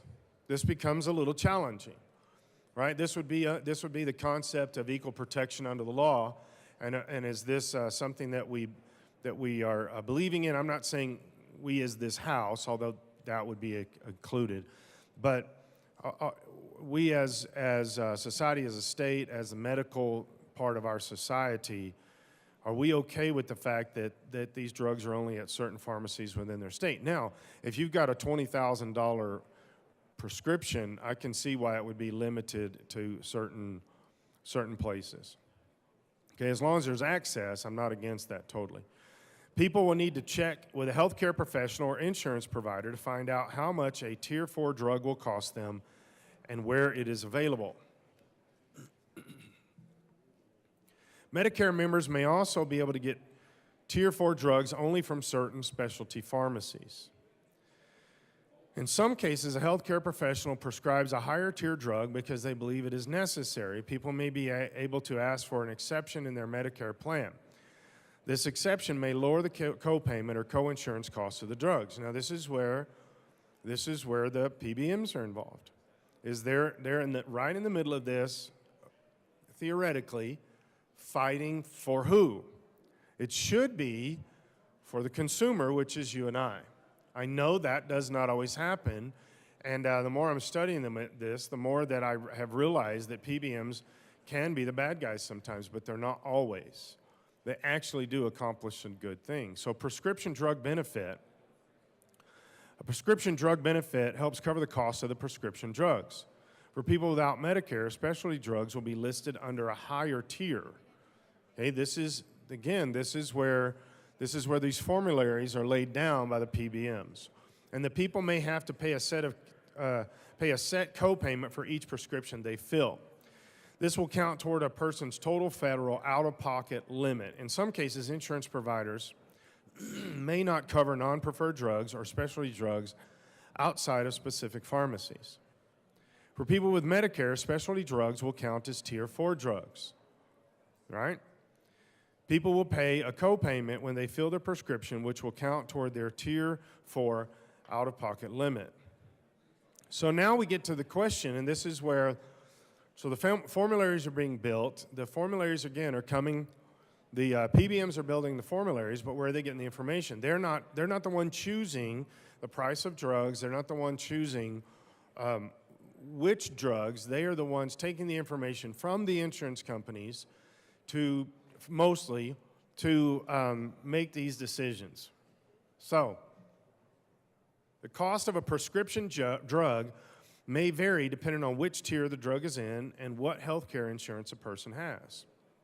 And that's the concept all the way across our society. Now, I'm very much of a believer in private health care. The more we make this single payer, which I know we're working hard to go that direction, but I think that damages who we are as the consumer in this question. I am very much a private insurance mentality person. If I explain my own personal way of doing insurance, it would make sense.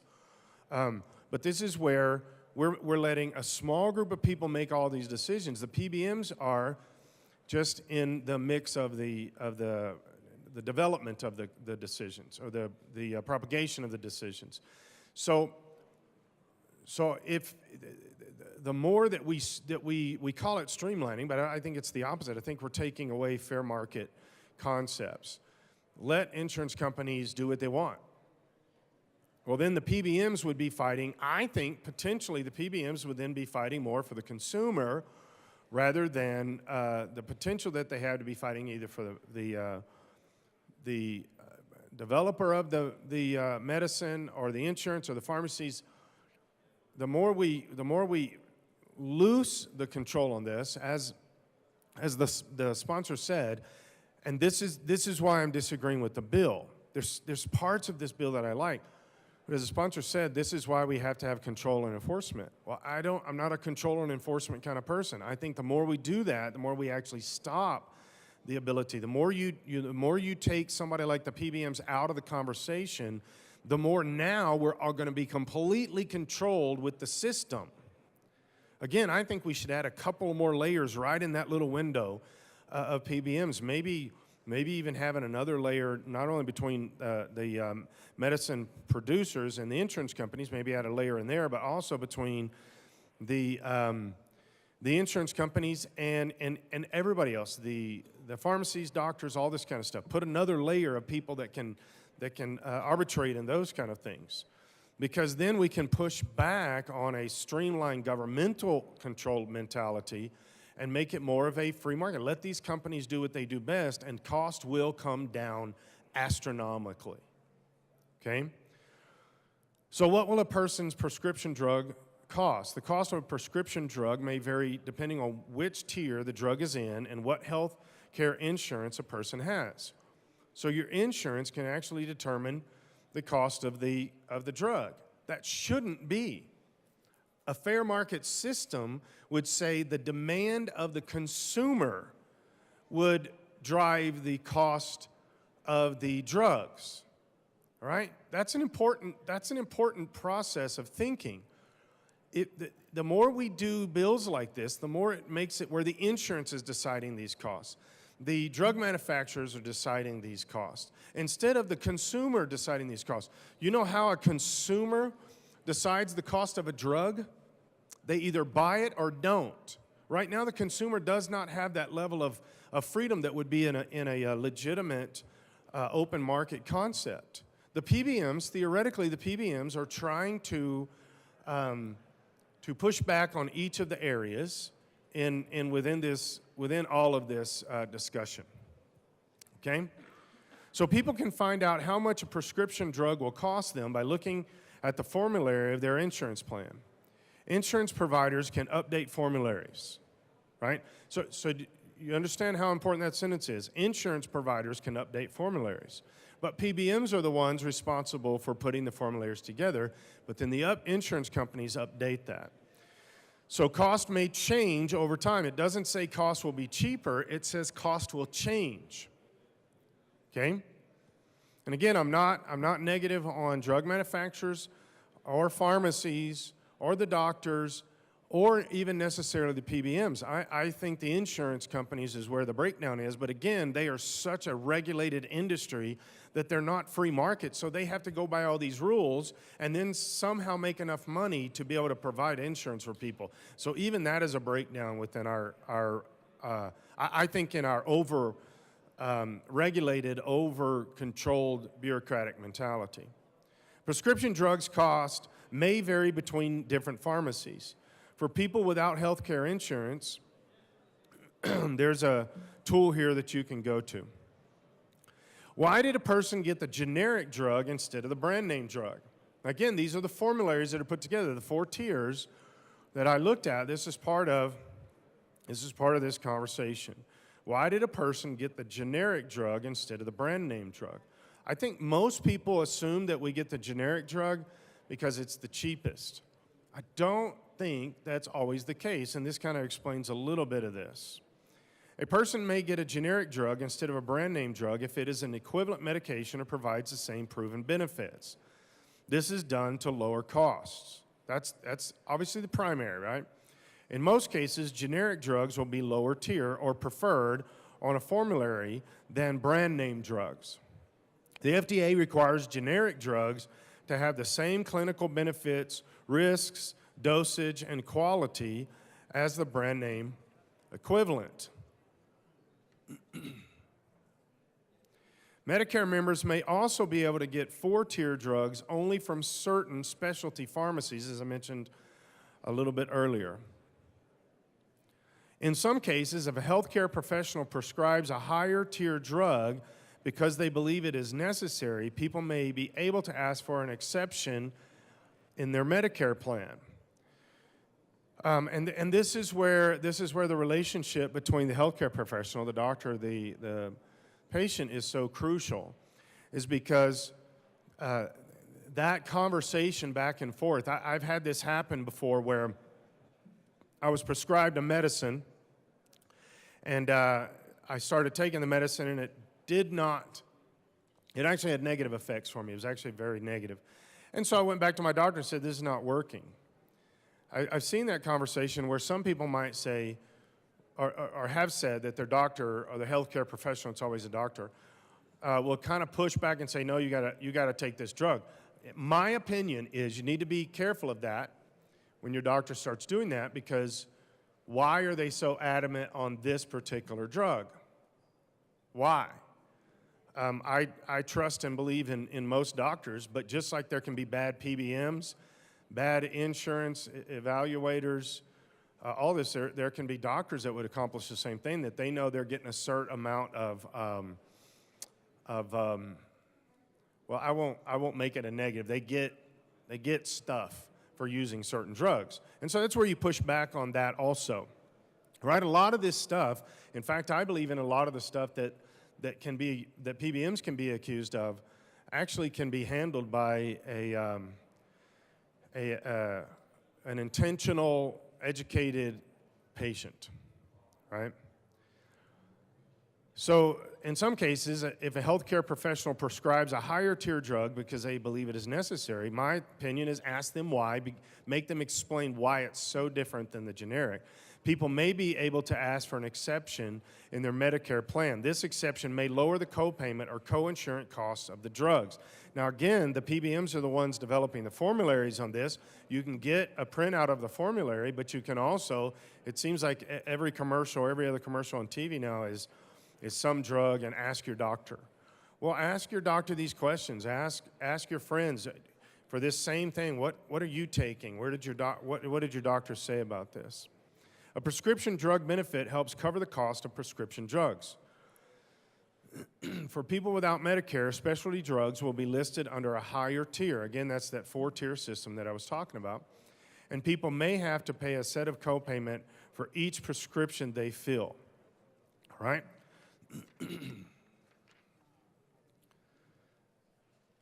So now let's do the opposite of this.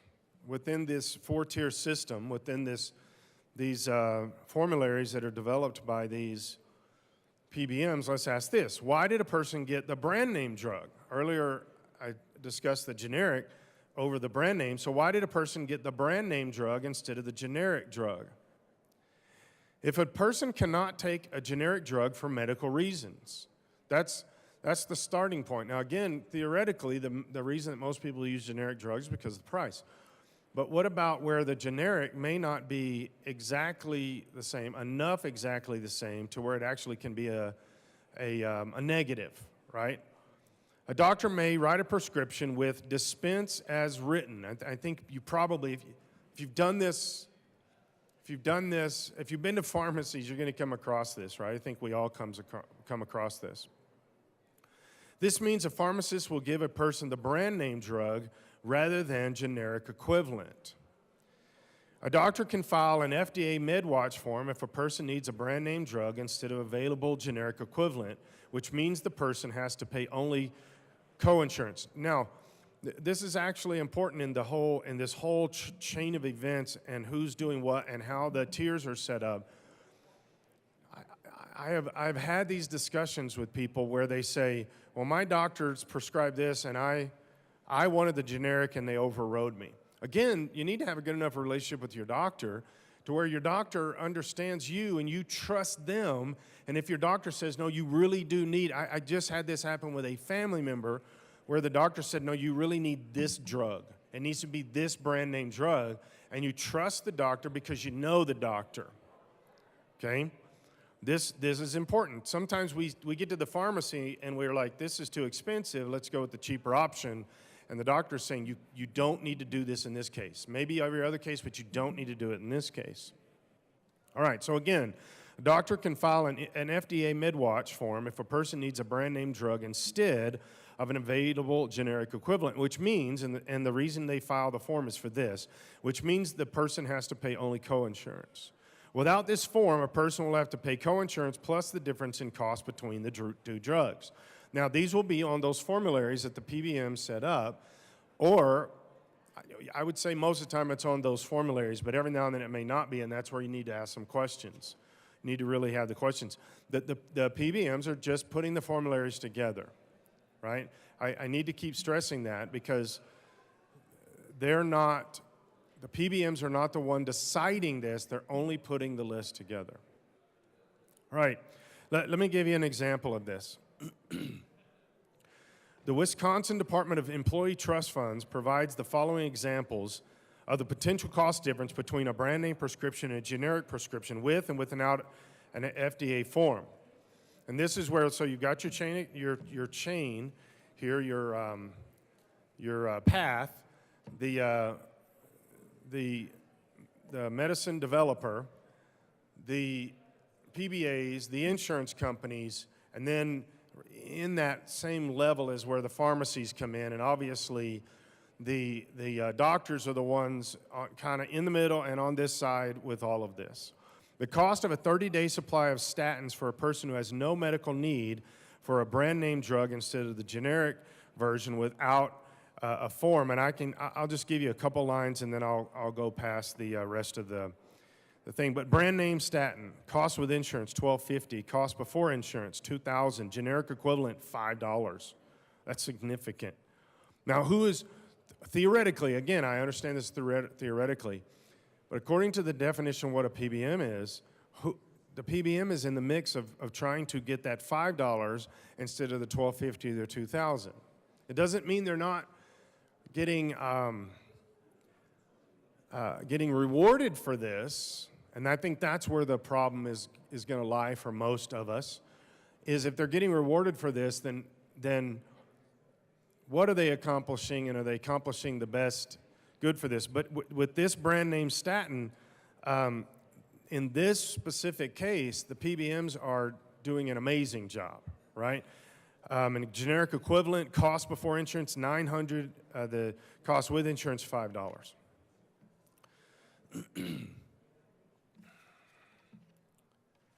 So, a summary of the PBM mentality. A PBM works as a third party between drug manufacturers, pharmacies, and health insurance providers.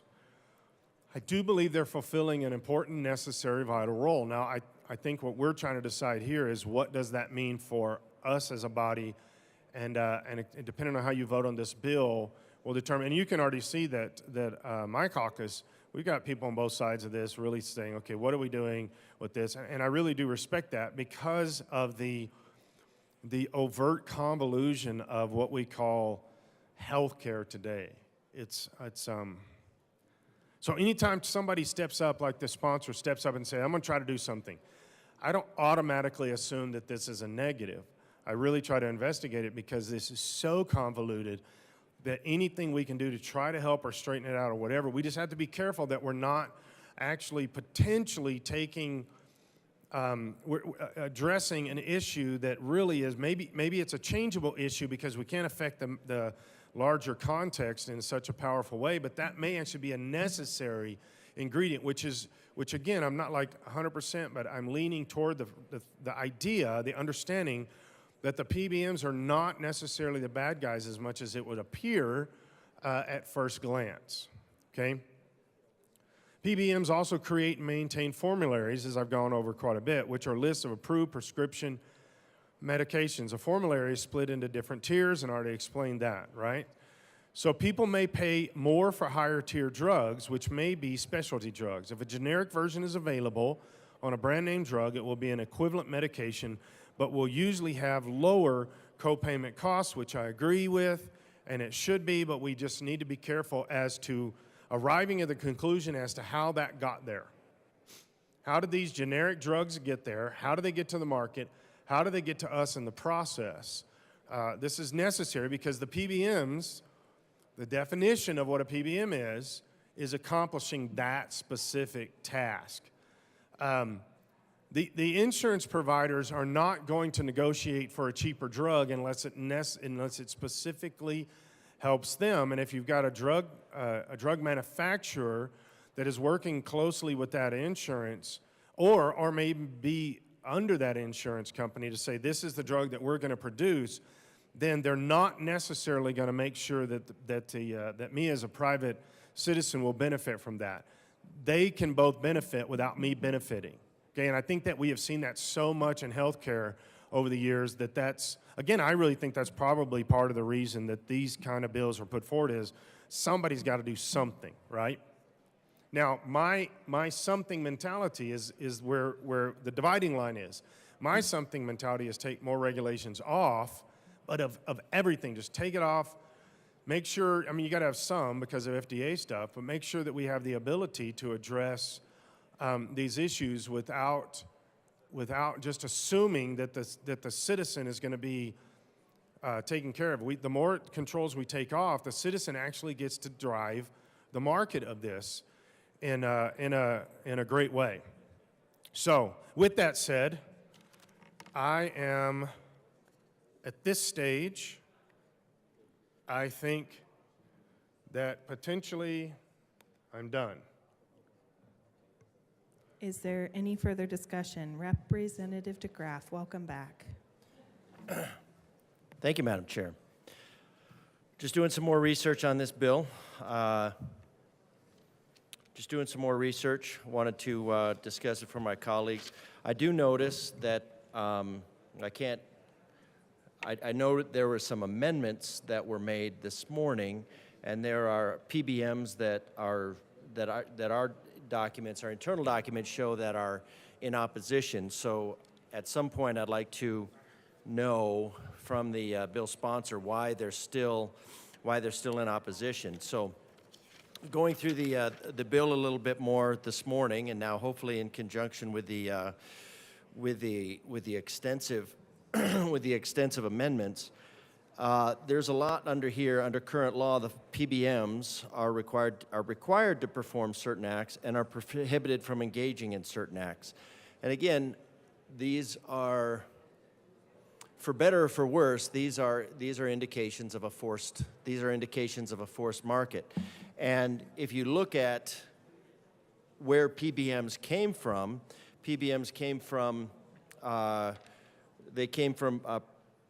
when insurance companies began offering prescription drugs as a health benefit plan in the 1960s. So not necessarily a bad thing, but that's where the PBMs came from.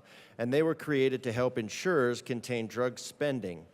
Originally, the PBMs decided which drugs were offered in formularies and administered drugs. In the 1970s, PBMs began to adjudicate prescription drug claims.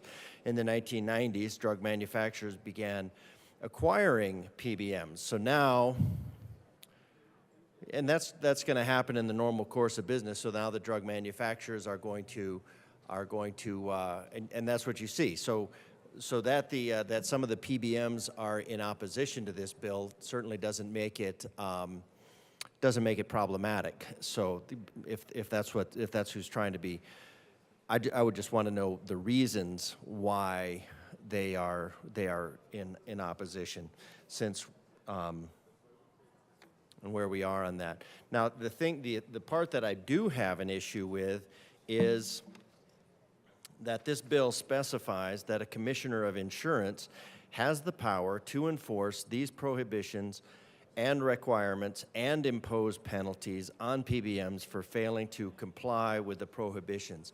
So instead of, colleagues have it was noted several times that the free market is not working for people, and I would contend that the free market is not free because we keep legislating it into bondage.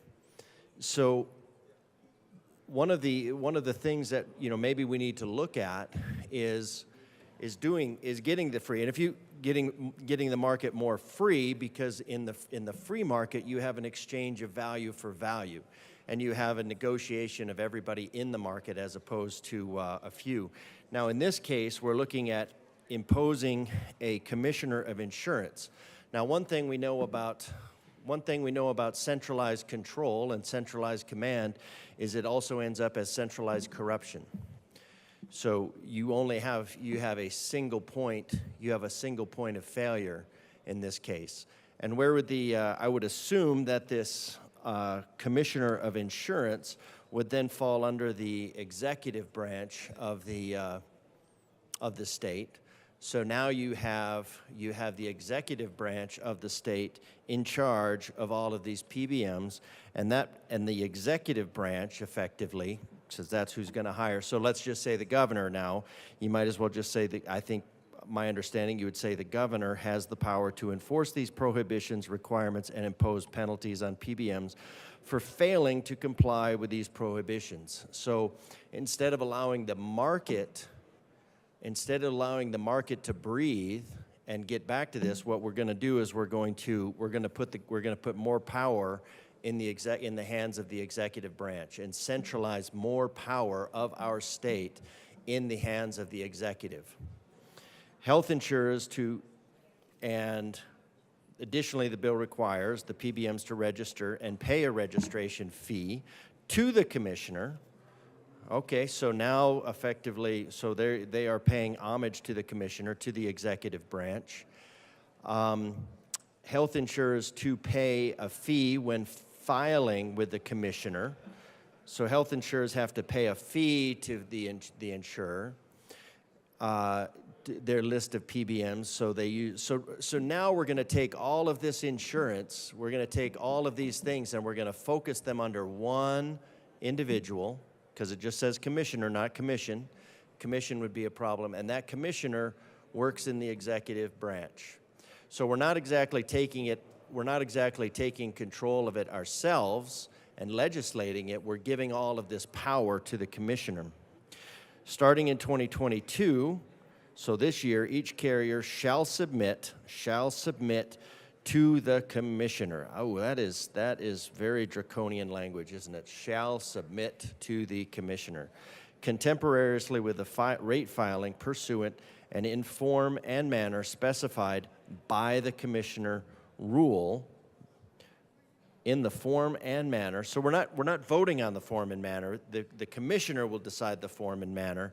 A list of all pharmacy benefit managers, the carrier contracts with otherwise uses for claims processing services. Starting in 2024, the Commissioner shall collect a fee from carriers. Now, wait, yesterday we were told that fees are bad. Fees are bad and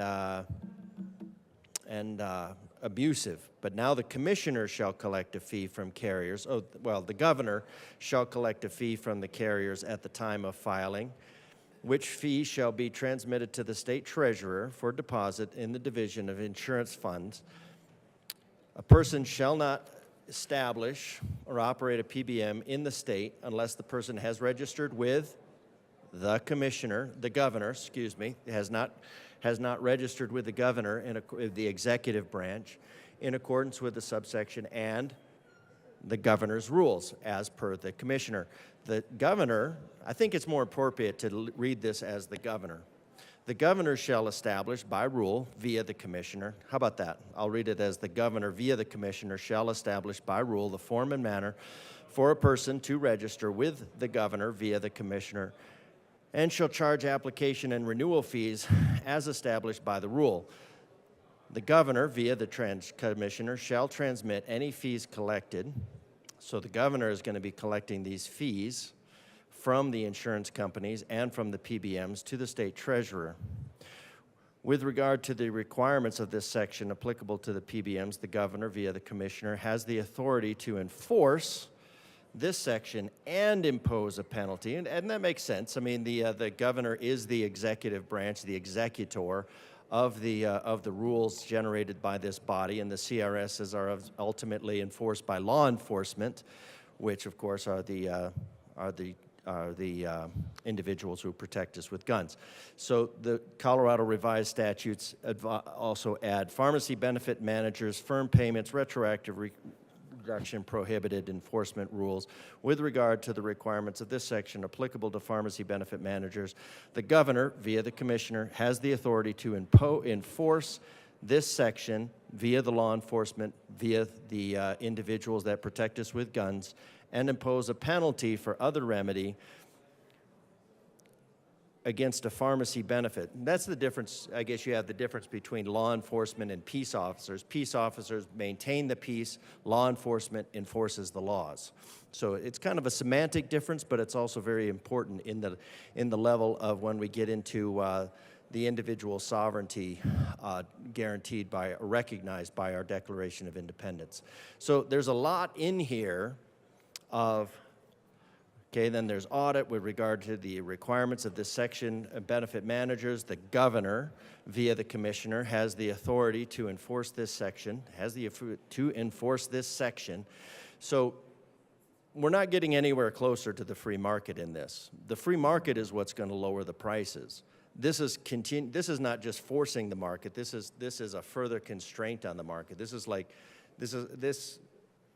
more I read it, the more it looks like this is going to result in typically, just like everything does when you just like the rent control issues. What you're going to end up with is in this case with the medical control, we're going to end up with less options. We're going to end up with higher prices. Now, it would seem that is what we're trying to get away from, but the historicity of this is that we are going in that direction. So what would probably fix it, which brings us to transparency, and I talked about this earlier, the drug pricing world is shrouded in secrecy.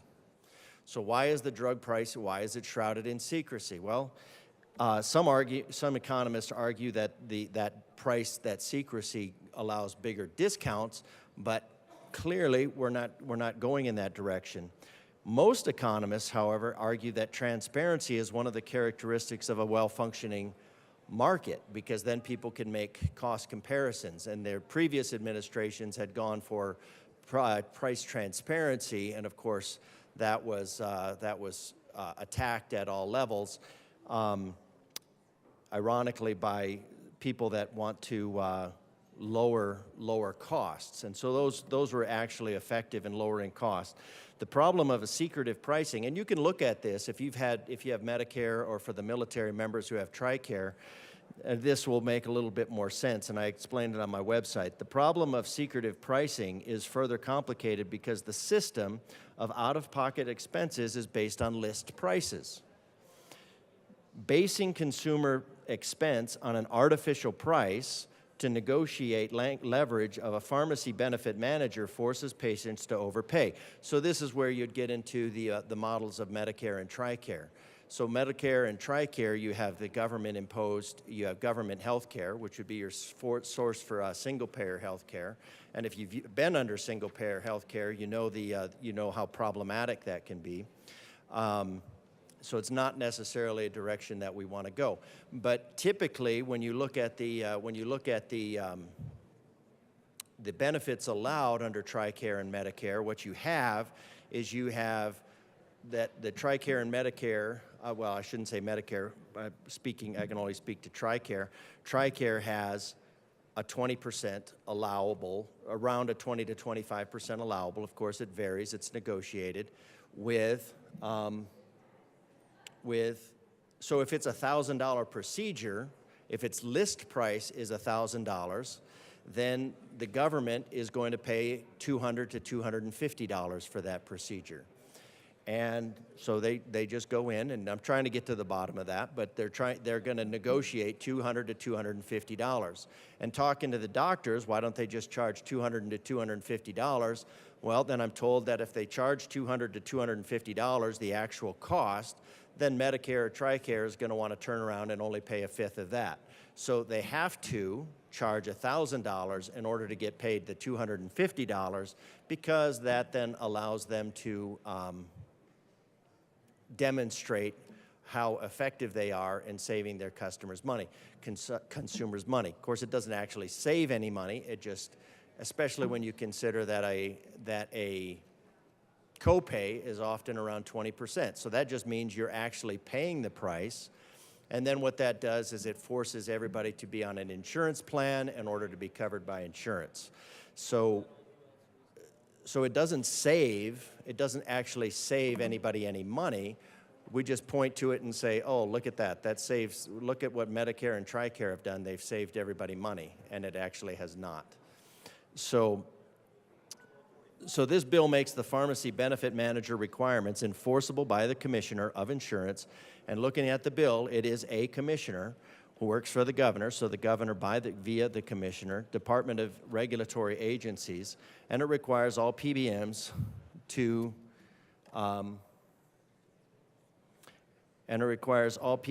register with a commission and pay a registration fee. And again, so now we're putting somebody in this law enforcement capacity. This is going to require, no doubt, 3 more full-time equivalents to implement and manage the PBM registration and investigate PBM actions to ensure compliance, to ensure more compliance.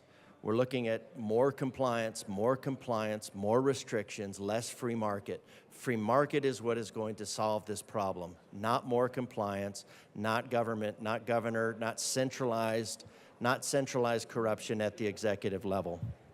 This work will involve annual rulemaking and annual fee setting to maintain the PBM registry, reviewing the audit practice of PBMs and close review of PBM contracts. So we're getting into micromanaging. So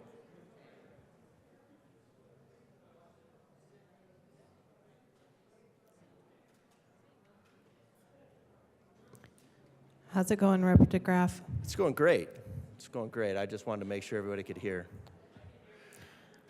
Please proceed. The representative from Loveland can hear me, so that's good.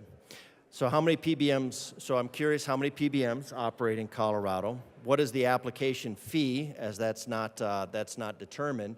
That is something that the commissioner is going to be, from the looks of this bill, the commissioner is going to be doing. What are the range of penalties? Also not something I see in this bill. What sort of penalties does the sponsor envision? Assuming at least some of the PBMs oppose the bill, because we know that some of them do. Health, that they're amending, this health group is amending, this health group is amending. Again, not necessarily that the people that this looks to regulate are going to be in favor of it, but it would be helpful to know why and what their thoughts are in terms of assigning the market, assigning this huge part of the market and putting it under the control of the governor via the commissioner. And that's effectively what I see the bill is doing, is putting this market under control of the governor via the commissioner. So I would like to be wrong on that, because given the sponsorship of the bill, it will pass. So it does make me curious how the governor via the commissioner is qualified to run this, to control this industry. And again, we're looking at the trend item of all these bills is further centralized control. Centralized control, centralized control, centralized control, centralized control. Centralized control is always centralized corruption. Every single time. According to the Congressional Budget Office, if we look at it, because are we going to be actually solving the problem? Representative DeGraff, can we try and stick to the bill, please? I will try. I thought I was, but I will.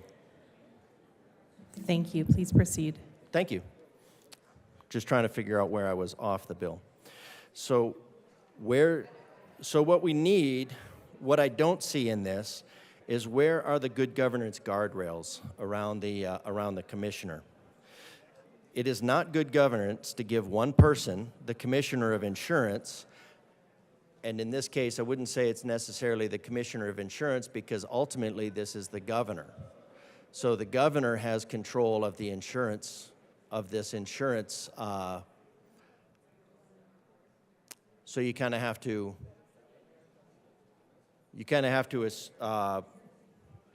is that power, is that absolute power something that we want to entrust in one office? There are adages about absolute power, historically. But why learn from history when you can just live it? In recent years, policymakers have expressed concerns about the high prices. Yes, high prices are a problem. High prices are probably made from the body. And again, the reason that we have these health plans is because if you go back, the government imposed salary caps, wage caps on the market. So then businesses began offering health plans. They began offering health plans in order to beef up their salary. Well, when they offer health plans, and you see this especially like when I lived in Canada, when you offer these health plans, then you create a whole other problem. So the PBMs were set in place to help control the cost of these healthcare plans. The healthcare plans were brought in as a solution to the government. So it's really no surprise that ultimately you get to the problem of high healthcare cost as the government. You ready for this? So there's a lot to discuss here. I've been spending on if you look at the spending on prescription drugs, that they began to drop, they fell, they go back up. The PBM created formularies. So what happens? The prices go up, the government steps in. The market reacts, and then the government steps in. So we could unwind this problem. We could unwind this problem and start going backwards and figuring out why we're at this point. So, which I would think, but instead, this bill, for all the good intentions, I will give it that it has good intentions, but it puts additional It's further centralization of control. And the further centralization of control creates problems. So I've been asked to step aside to take a break. Apparently somebody wants me to wet my whistle and be able to come back for more. So I will step aside, and Madam Majority Leader has some words for us to share with us, I think. Is there any further discussion on House Bill 1227? Seeing none, the question before us is the adoption of House Bill 1227 as amended. All of those in favor say aye. All of those opposed, no. All right, the House Bill 1227 as amended is adopted. Madam Majority Leader. Thank you, Madam Chair. I'd like to move House Bill 1245 to the end of the special orders calendar. All right, House Bill 1245 has been moved to the end of the special orders calendar. Majority Leader Duran. Madam Chair, I'd like to move House Bill 1102, or lay over House Bill 1102 until tomorrow. Okay, 1102 has been laid over until tomorrow. Madam Majority Leader. Anything else? Okay, wonderful. All right, Mr. Shevel, please read the title of House Bill 1105. House Bill 1105 by Representatives Parenti and Titone, concerning the creation of task force to examine issues affecting certain homeowners' rights and in connection therewith, creating the HOA Homeowners' Rights Task Force and the Metropolitan District Homeowners' Rights Task Force. Representative Titone. Thank you, Madam Chair. I move House Bill 1105 and the committee report. To the committee report. All right, in the committee report, we did a strike below, and the strike below clarified several different things. It was just easier to do a strike below, so we set up... Representative Titone, just one moment. I think we want to make it clear that there are two committee reports, and I believe that we're going to hear appropriations first. All right, we'll do the appropriate... And Thank you. please move the appropriations. I move the appropriations report. All right, to the committee report. Thank you for your All right. patience. Thank you. Yeah, the appropriations report, put the appropriation in the bill. All right, the question before us is the adoption of the committee appropriations committee report. Is there any further discussion? Representative Taggart. On the appropriations report. Is this to the committee report? No? Appropriations report. Okay, yeah, appropriations committee report, yes, okay. All right, is there any further discussion? Seeing none, the question before us is the adoption of the appropriations committee report. All those in favor say aye. Aye. All of those opposed, no. The ayes have it. The committee report is adopted.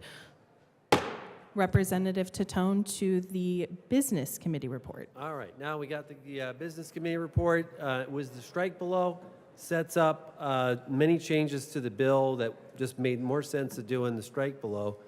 And it set up the HOA and Metro District task forces, made some changes in the composition, and I asked for an aye vote on the committee report. Is there any further discussion on the committee report? Representative Taggart.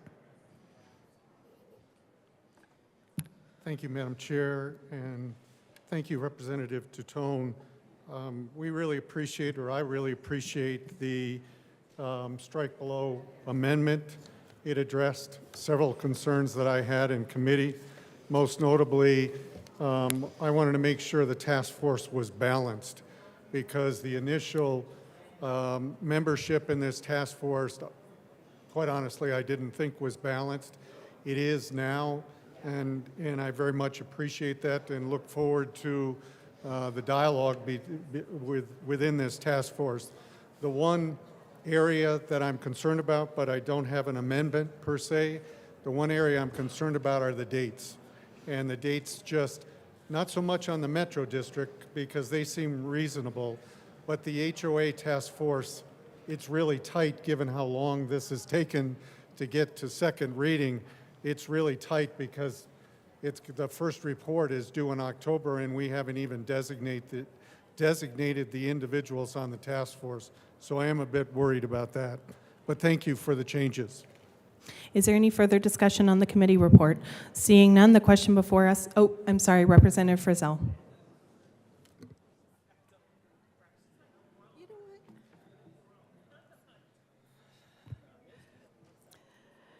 Thank you, Madam Chair.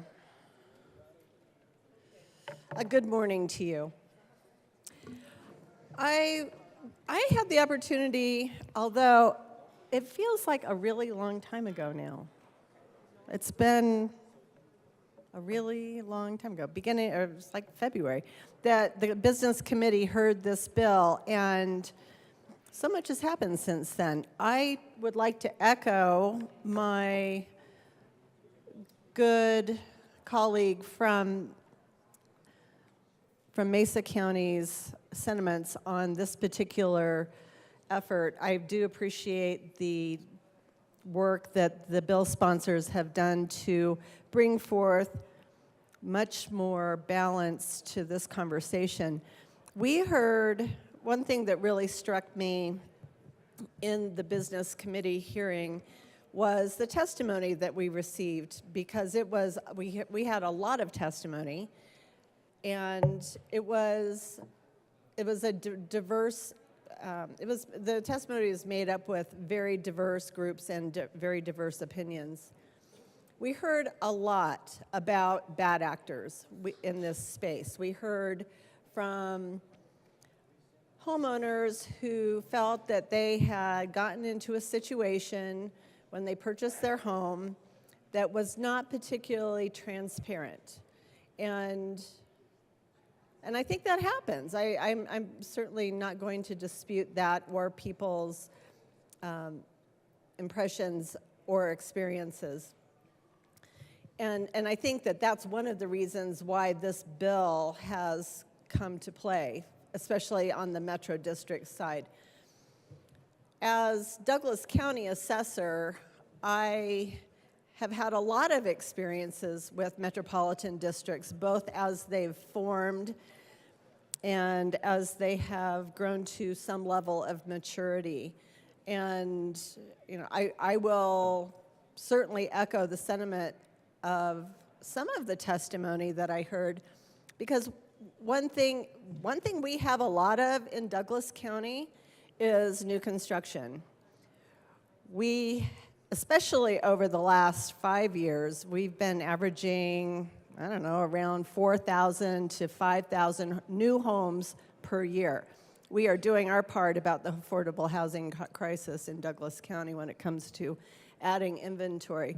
But along with all of that new construction is new subdivisions, and what new subdivisions are based on are the infrastructure that's been put into place by metro districts. I do believe that metropolitan districts play a very, very important role. And that was part of the conversation in the Business Committee, was really what is the role and what should be the role, and how do we figure that out as a state? How do we deter those bad actors? But going back to the role of metropolitan districts in new construction development, there, you know, again, we have a diverse set of opinions. There are opinions out there that truly believe that we can do this without the formation of metro districts. And that might be, but the purchase price of new homes would be far higher, and because that initial investment of infrastructure is spread out over a long period of time. Now, we can argue about... Representative Frizzell, is this about the committee report or about metro districts? Well, thank you very much, Madam Chair. It is about the testimony in the committee. Thank you for clarifying. Please proceed. Of course. Thank you for your leadership.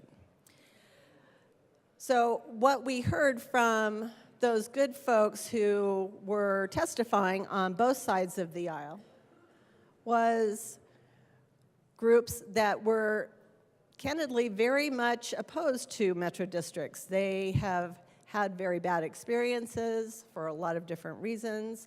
They feel that the property taxes imposed by metro districts are onerous and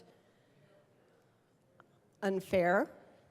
And then there was also testimony on behalf of metro districts and the development community, because they really believe that this is the vehicle that they need in order to develop new construction housing. So we here in Colorado, speaking to the committee report and the testimony, have some very serious decisions to make as we look toward affordable housing solutions and what those actually look like. Because if we were to go to a very extreme stance and say, you know what, no more metro districts because they're bad, that's going to have a more than chilling effect on new construction development in the state of Colorado. Representative Frizzell, can you please speak to the committee report? Thank you, Madam Chair. So I will close. I do appreciate, again, I'd like to voice my appreciation to the bill sponsors as for the changes that you made, the strike below amendment that you brought to the committee. Again, appreciate the robust discussion that occurred in committee. It was one of the later nights I personally had. And we'll be speaking to the bill itself in just a moment. Thank you very much, Madam Chair. Representative Bradley. Thank you, Madam Chair. And I am going to come up here and speak on the committee report about some testimony that happened in committee that was sent to me, two of which were from my district. HOAs are very important in Douglas County and the district I represent. Ms. Connie Van Dorn, a Castle Rock HOA homeowner representing herself, and this is a verbatim quote, "Members, for the last 50 years, the housing industry has flourished by developers institutionalizing common interest communities. Developers have systematically focused on squeezing more homes into small pieces of land. It's been lucrative for them and for an ever-burgeoning HOA industry. To illustrate my point, I asked the committee to look at the name list of the 65 lobbyists attached to this bill.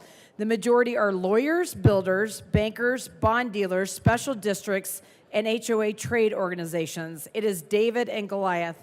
Homeowners are not representative.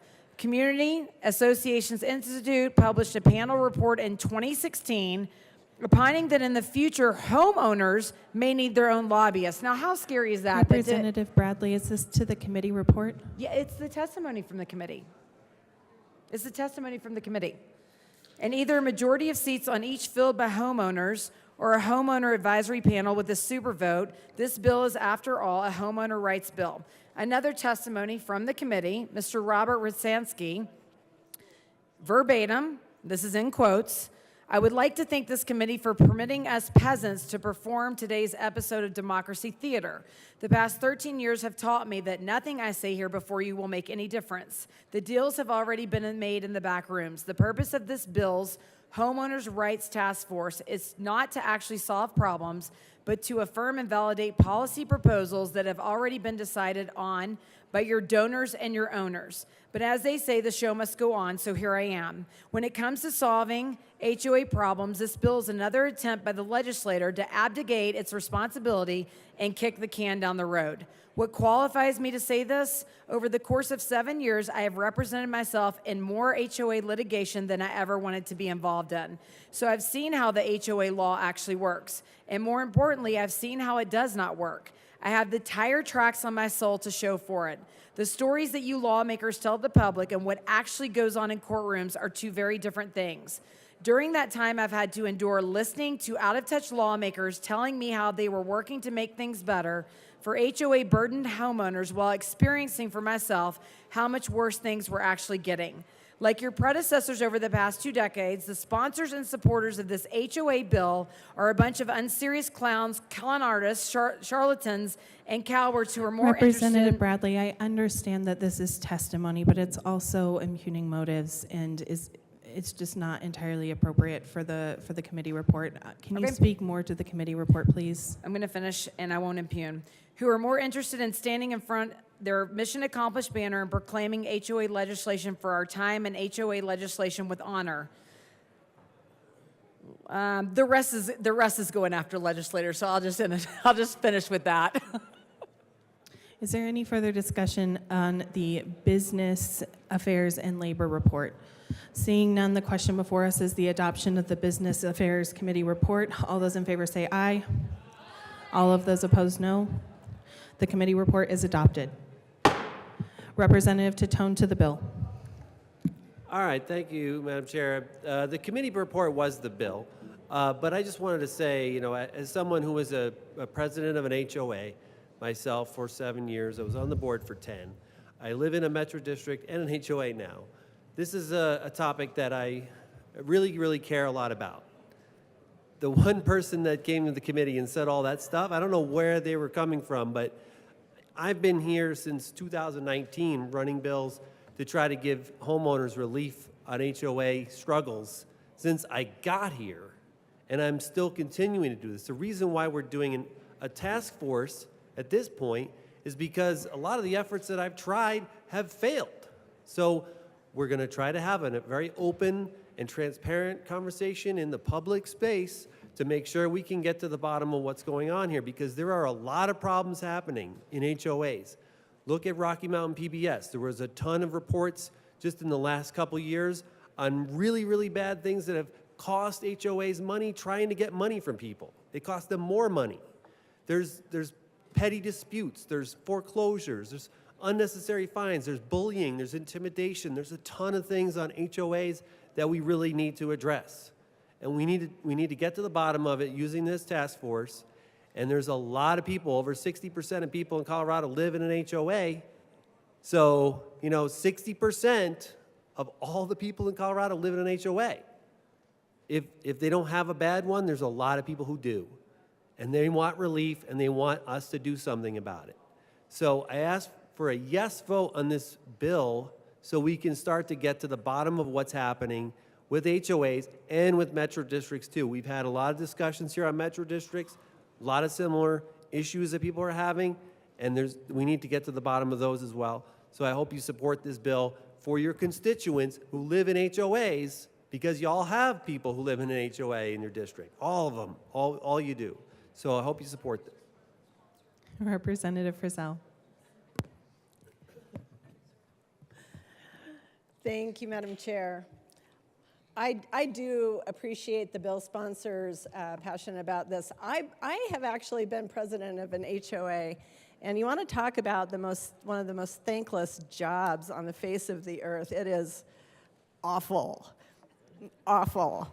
I had one neighbor who, this was when we lived in the Seattle area, which is very hilly, and it what? Rains in Seattle, as it happens. It rains quite a bit. And one neighbor complained incessantly because the neighbor up the hills, the water ran into their yard, shocker,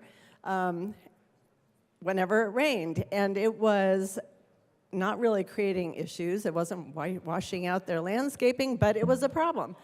So in homeowners, HOAs, homeowner associations, you run into lots of different problems. Sometimes you have residents who are not playing nice in the sandbox with their neighbors, and they're infringing on their neighbor's property or creating another nuisance. I have a really good friend in the Meadows in Castle Rock who their neighbor has apparently abandoned their house, kind of. They still own it, but they have moved to Florida or somewhere like that. And they have had several instances where raccoons have taken over the backyard of the house. And this is a problem because their dogs are getting attacked. And that's very scary if you are a dog owner or even don't want to be attacked by a raccoon yourself because they're mean. But a lot of times, so homeowners associations, in theory, are set up to solve, I think, you know, in the most high-level view, their job is to really try to resolve issues like this where somebody has created a nuisance on their property that is impacting their neighbors. Unfortunately, it doesn't always play out exactly like that. You have the HOA police type people who are running around imposing somewhat arbitrary, sometimes not arbitrary rules on the community that are punitive. And I myself have been guilty during a difficult winter where we've had a lot of snow and the snow sits there on the north side of the house and we don't quite get our Christmas lights taken down in a timely manner, or at least not as timely as the HOA would like. And so then we get a lovely letter with the photo of the front of our house with the Christmas lights, which are not on, by the way. They're just still attached to the house, but it's unsafe to put a ladder up. And so, but yeah, we got a nasty letter telling us that we were going to be fined if we didn't get the Christmas lights down. In my opinion, that's kind of ridiculous and petty, because there are obvious reasons for that. And that's nothing compared to what some people have to go through with HOAs. You can have, if your car is parked in the wrong place, it might be towed. Representative Frizzle, I want to give you lots and lots of latitude, and I appreciate the storytelling that you're sharing, and I'm hoping that you can tie it back into the bill. Absolutely. Thank you, Madam Chair. My illustrations are simply kind of an echo of some of the testimony that we heard in the Business Committee and why exactly a task force could be helpful in this particular space.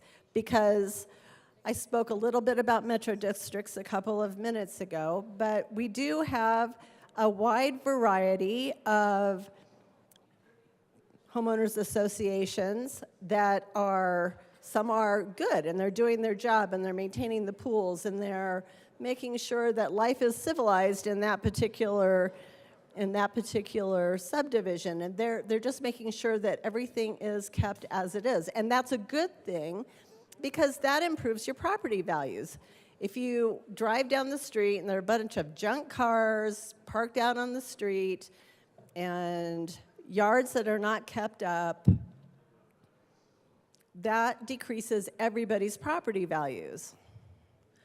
But it's when homeowners associations are used as a weapon, when the rules are weaponized against the citizens, that's when I think we reach the realm of maybe some folks who are creating a bad name for the good ones. So I'm hoping that that's what the outcome of this particular task force is going to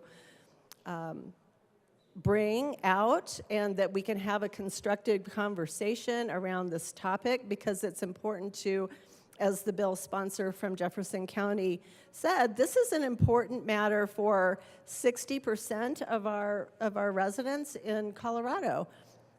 So we need to figure out what the best practice should be and where we need to go with this.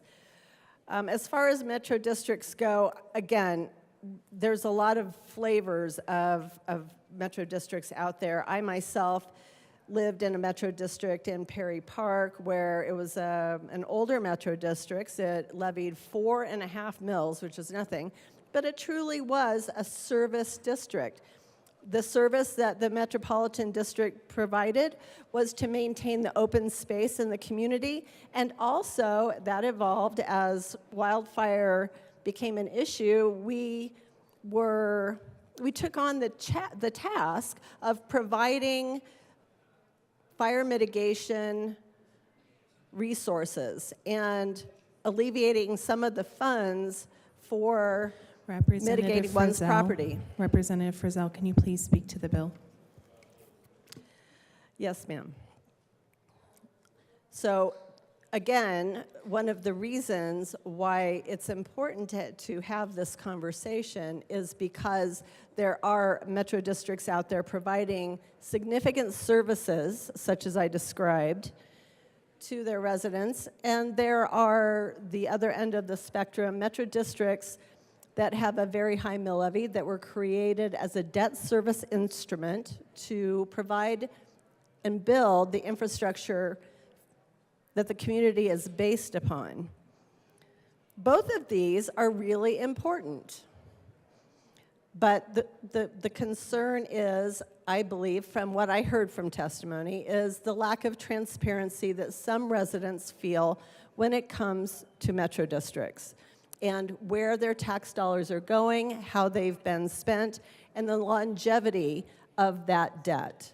So there are many, many issues to examine, and I would share my colleague from Grand Junction's sentiments earlier that the question is the time frame for this task force going to be enough to truly do a deep dive into the matter? Because this is an important, both of these are important task force, or two task force, of course, and both of these are really important to dig deep. So I do question whether we need more time for them to truly evaluate appropriately these particular issues because they are so broad spectrum. Madam Chair, thank you so much for your time today. Thank you. Is there any further discussion? Representative Parenti. Thank you, Madam Chair. Folks, this is going to be one of those rare opportunities where we're all asking that, where the thing that we keep asking for here at the well is going to be able to happen. We're going to be able to pause and reflect on where we are, where we want to go when it comes to addressing the issue of HOAs and metro districts in this state, which are a very important piece of the puzzle related to affordable housing and home ownership. I urge your yes vote on this bill and look forward to more conversation on this later this week. Thank you. Is there any further discussion on House Bill 1105? Seeing none, the question before us is the adoption of House Bill 1105. All of those in favor say aye. All of those opposed, no. The ayes have it. House Bill 1105 is adopted. Mr. Schiebel, please read the title of House Bill 1120. House Bill 1120 by Representatives Joseph and Ortiz, also Senators Fields and Winter, concerning eviction protections for residential tenants who receive public assistance. Representative Joseph. Thank you, Madam Chair. It is an honor to serve with you. And an honor to serve with you. Thank you. I move House Bill 1120 and its committee reports, the Judiciary Committee report and the Appropriations Committee report. To the Appropriations Committee report. Currently, as the bill is written with the amendments from Judiciary, the Committee on Appropriations appropriated $228,546 for the bill at this time. Is there any further discussion on the Appropriations Committee report? All right, seeing none, the question before us is the adoption of the committee report. All those in favor say aye. Aye. All of those opposed, no. All right, the ayes have it, and the committee report is adopted. Representative Joseph, to the Judiciary Committee report. Thank you, Madam Chair.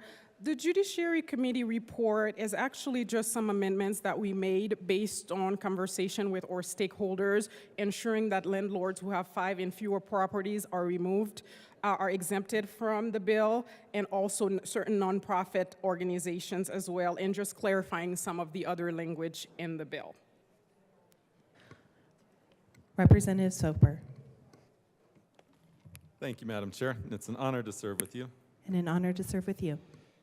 In working with the bill's sponsors, we wanted to clarify about the portion for mediation. So I move Amendment L018 and ask that it be properly displayed. Amendment L018 has been properly moved.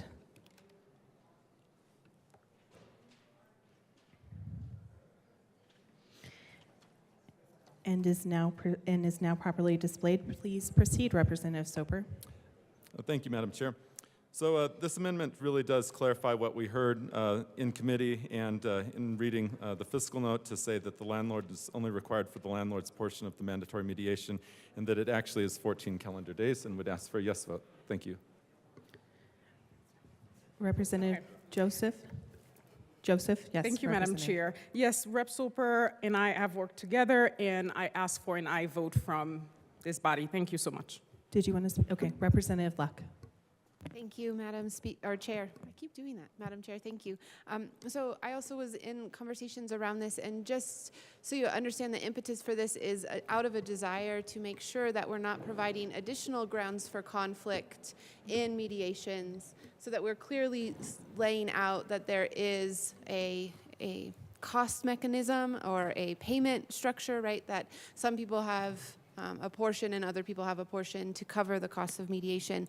All that does is ensure that we don't facilitate additional conflict in those conversations, that the mediator doesn't have to worry about where are those dollars coming from, just clarifying that while the tenant is not actually responsible for any of those costs, the landlord only has a portion of the share, and the idea and intent being that the state will backfill some of, will support the tenant share in these situations. And then as to the second point of this amendment, just making sure again that we clarify what type of days we are talking about, whether it's calendar days or business days. Just ensuring that everybody is on the same page and there are no surprises, because surprises often lead to conflict. And when we lay out expectations very clearly from the start, we can avoid a lot of conflict, something for all of us to employ. Thank you. Is there any further discussion on Amendment L018? Seeing none, the question before us is the adoption of the amendment. All those in favor say aye. All of those opposed, no. The Amendment L018 is adopted. Representative Joseph, to the bill. Thank you, Madam Chair. Just kidding, we're still on the committee report. So to the committee report. Madam Chair, there's nothing further. All right, is there any further discussion on the committee report as amended? Seeing none, the question before us is the adoption of the Judiciary Committee report as amended. All those in favor say aye. All of those opposed, no. The committee report is adopted. All right, this time to the bill, Representative Joseph. Thank you, Madam Chair. Again, I really appreciate the opportunity to present this bill, and I also wanted to mention that Rep. Ortiz is not here today, but he would have been one of the presenters with us here. The bill requires mediation in eviction proceedings when the tenant qualifies for certain type of financial assistance, and I just wanted to speak a little bit as to why this bill is important. There is a wide disparity in access to legal representation between landlords and people experiencing eviction in Colorado. A 2021 study that found that renters are represented by legal counsel in only about 1% of eviction cases, while landlords are represented in 77% of cases. This disparity in access to legal representation creates an imbalance in power during eviction proceedings. Pre-litigation mediation helps restore the balance of power during eviction proceedings by facilitating communication between renters and landlords in a neutral setting. Skilled neutral mediators can help guide the parties to find a reasonable and long-lasting alternative to eviction. Colorado is experiencing a housing shortage. As you all know here, a 2022 report from the General Assembly's Affordable Housing and Transformational Task Force found that the state needs an additional 325,000 rental housing units to meet current needs. So people with disabilities face an additional barrier to finding housing that meet their accessibility requirements. And I so wish that Rep. Ortiz was here with me today. People who receive cash assistance face an additional barrier to finding housing that is affordable on a fixed income. And extending the period of time before law enforcement can execute a writ of restitution gives a renter with disabilities and renters who receive cash assistance more time to find new housing and improve renters' likelihood of remaining housed. So this is a very, very important bill to ensure that our most vulnerable members of our communities are protected. And I ask that you vote yes on this particular bill. Is there any further discussion on House Bill 1120? Representative Soper. Thank you, Madam Chair.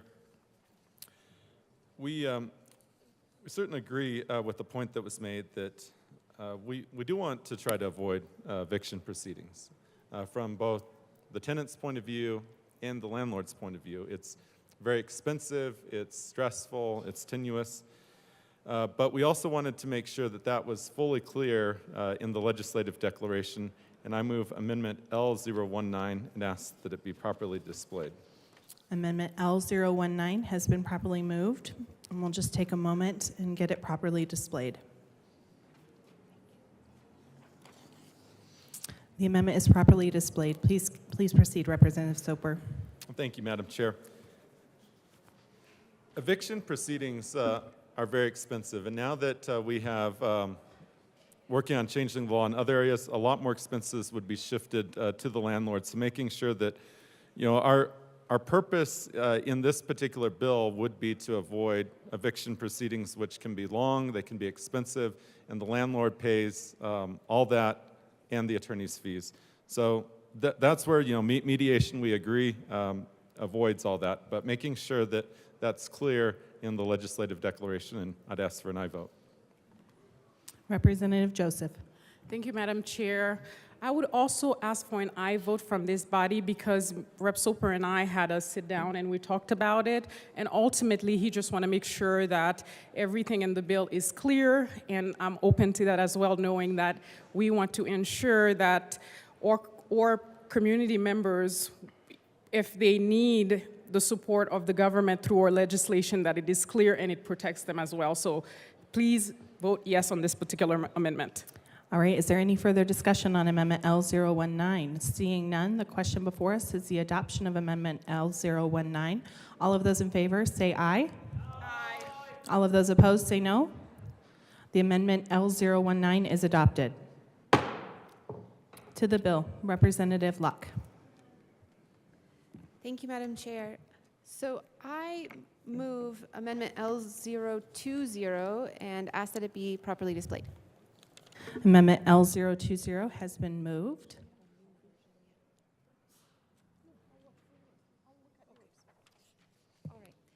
And is now displayed. Sorry, go ahead. Please proceed, Representative Luck. Thank you, Madam Chair. So this amendment, the bill sponsor and I have been discussing, and I just want to put it out for all of the body to be brought into this conversation. Basically, it's a reporting amendment. It enables for the mediator, it requires the mediator within 30 days after the mediation to provide just a small amount of information about the outcomes of that mediation to the department, to the Office of Dispute Resolution, ODR. And then ODR would have the responsibility of compiling that and providing it to the Judicial Department and publicly posting that data on their website. And then also the Judicial Department would have a responsibility to report that to the General Assembly during SMART Act hearings.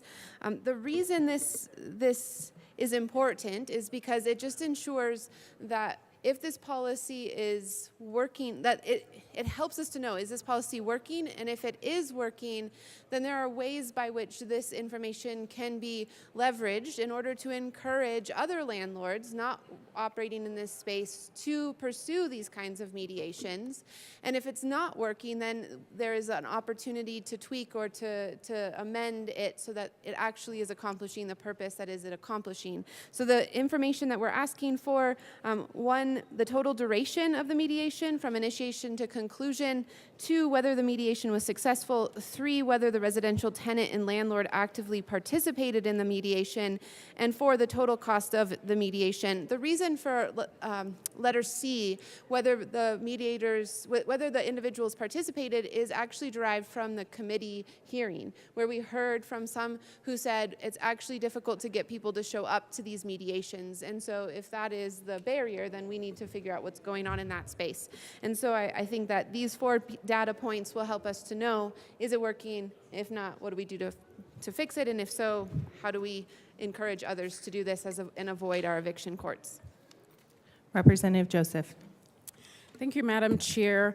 I would like to ask for no vote for this particular amendment, but I also wanted to add to the record because Rep. Luck, we spoke about this particular amendment, and as the work that we do here, we don't do it in a vacuum, and we do it to help other people, and having standards and reporting is very important as well to ensure that the work that we do and also to ensure accountability as well. So, but the issue is I had spent about 4 months in conversation with ODR and the Judicial Department, and this would be a brand new amendment. I don't know what would be the cost impact or the fiscal impact on that department, and also how many FTEs they would need to report the standards that we're requesting. So at this time, I would like to to request that this body votes no, but I also did mention to Rep. Luck, we can continue this conversation in the Senate and also go back and speak with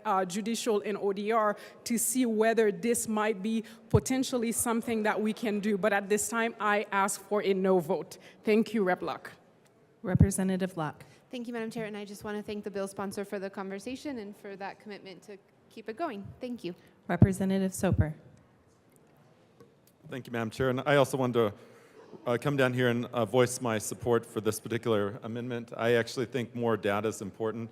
I remember hearing in committee, we had just a number of mediators talk to us, and they gave us anecdotes from their experience. But an anecdote is just a story.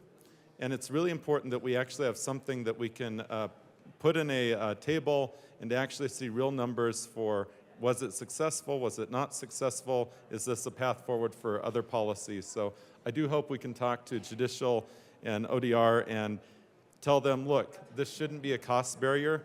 This should be something that is naturally included to report back to the General Assembly because it's good for everyone. Thank you. Representative Winter. Thank you, Madam Chair. I also rise in support of this amendment. I think one of our roles of government is to be transparent and show accountability for legislation that we pass. I think that there's something to be said from the education that we can get from the data and how we can move forward and do things better. If it's working, that's understandable, but if it's not working, then we can adjust on the fly and try to make it work.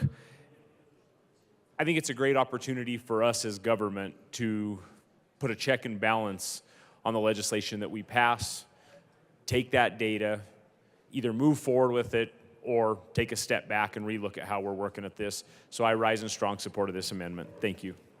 Is there any further discussion on Amendment L020? All right, seeing none, the question.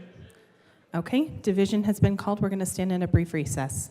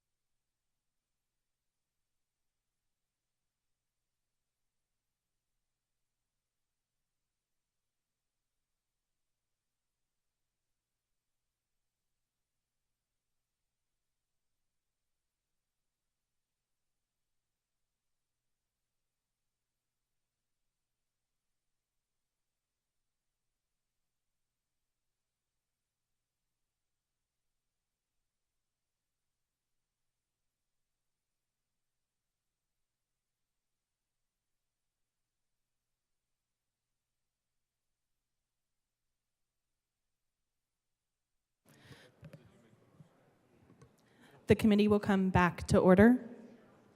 Representative Wilson. Madam Chair, motion to withdraw the division. Okay, thank you very much.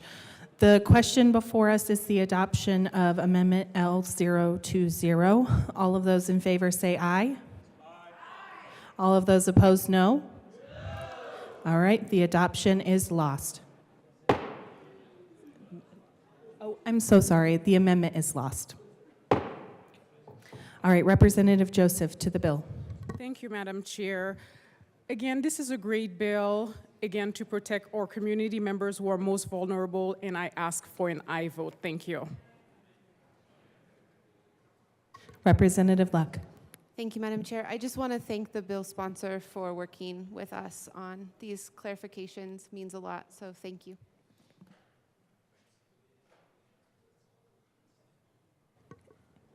Is there any further discussion on House Bill 1120?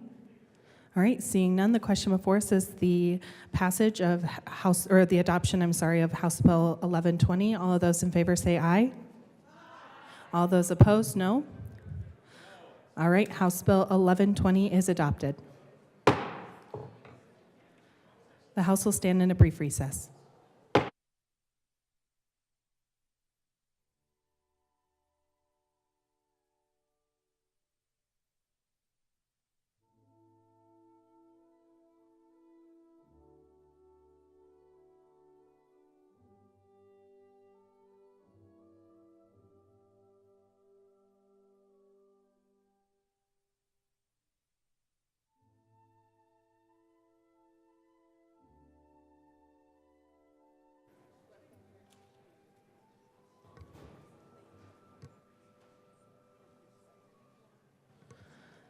The committee will come back to order.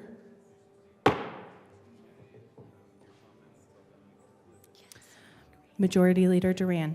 Thank you, Madam Chair. I'd like to lay over House Bill 1161 until later today. All right, House Bill 1161 will be laid over until later today. Mr. Schiebel, can you please read the title of House Bill?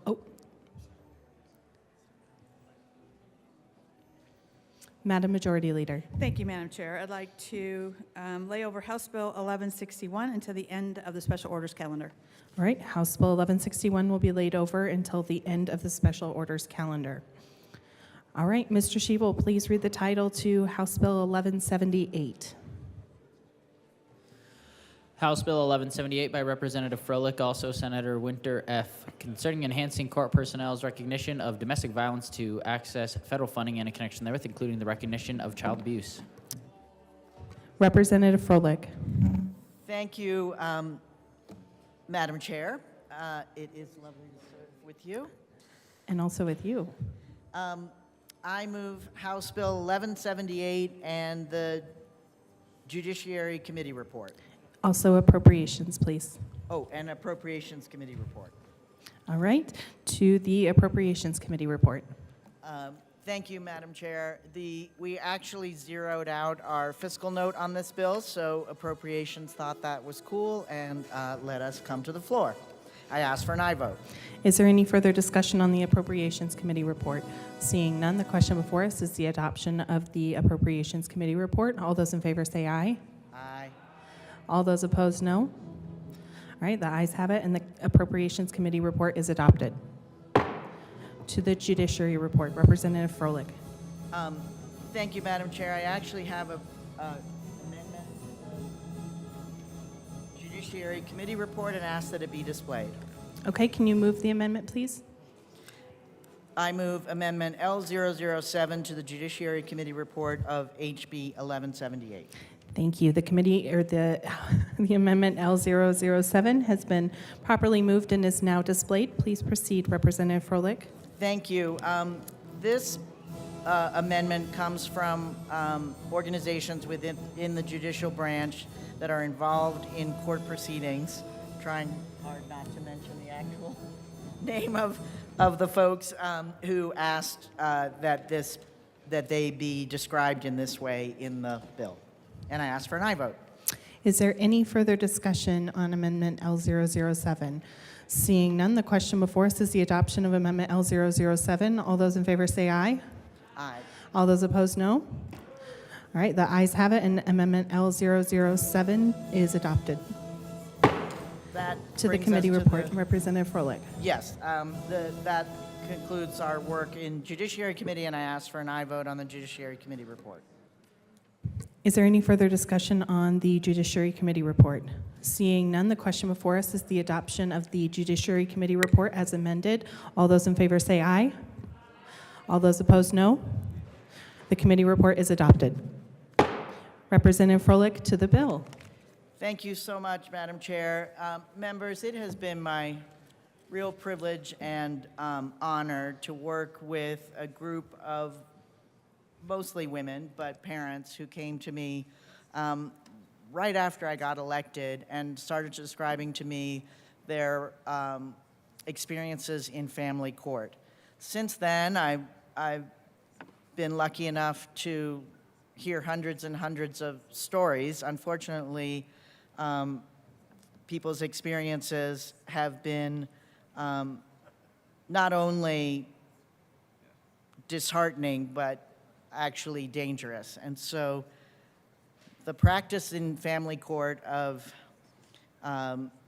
not believing women and children when they bring forward abuse, sexual abuse, domestic violence, and child abuse claims has led abusers to gain custody of their children, and in Colorado recently led to 2 deaths, one in Elbert and one in Teller, where the abusive parent killed themselves and their child.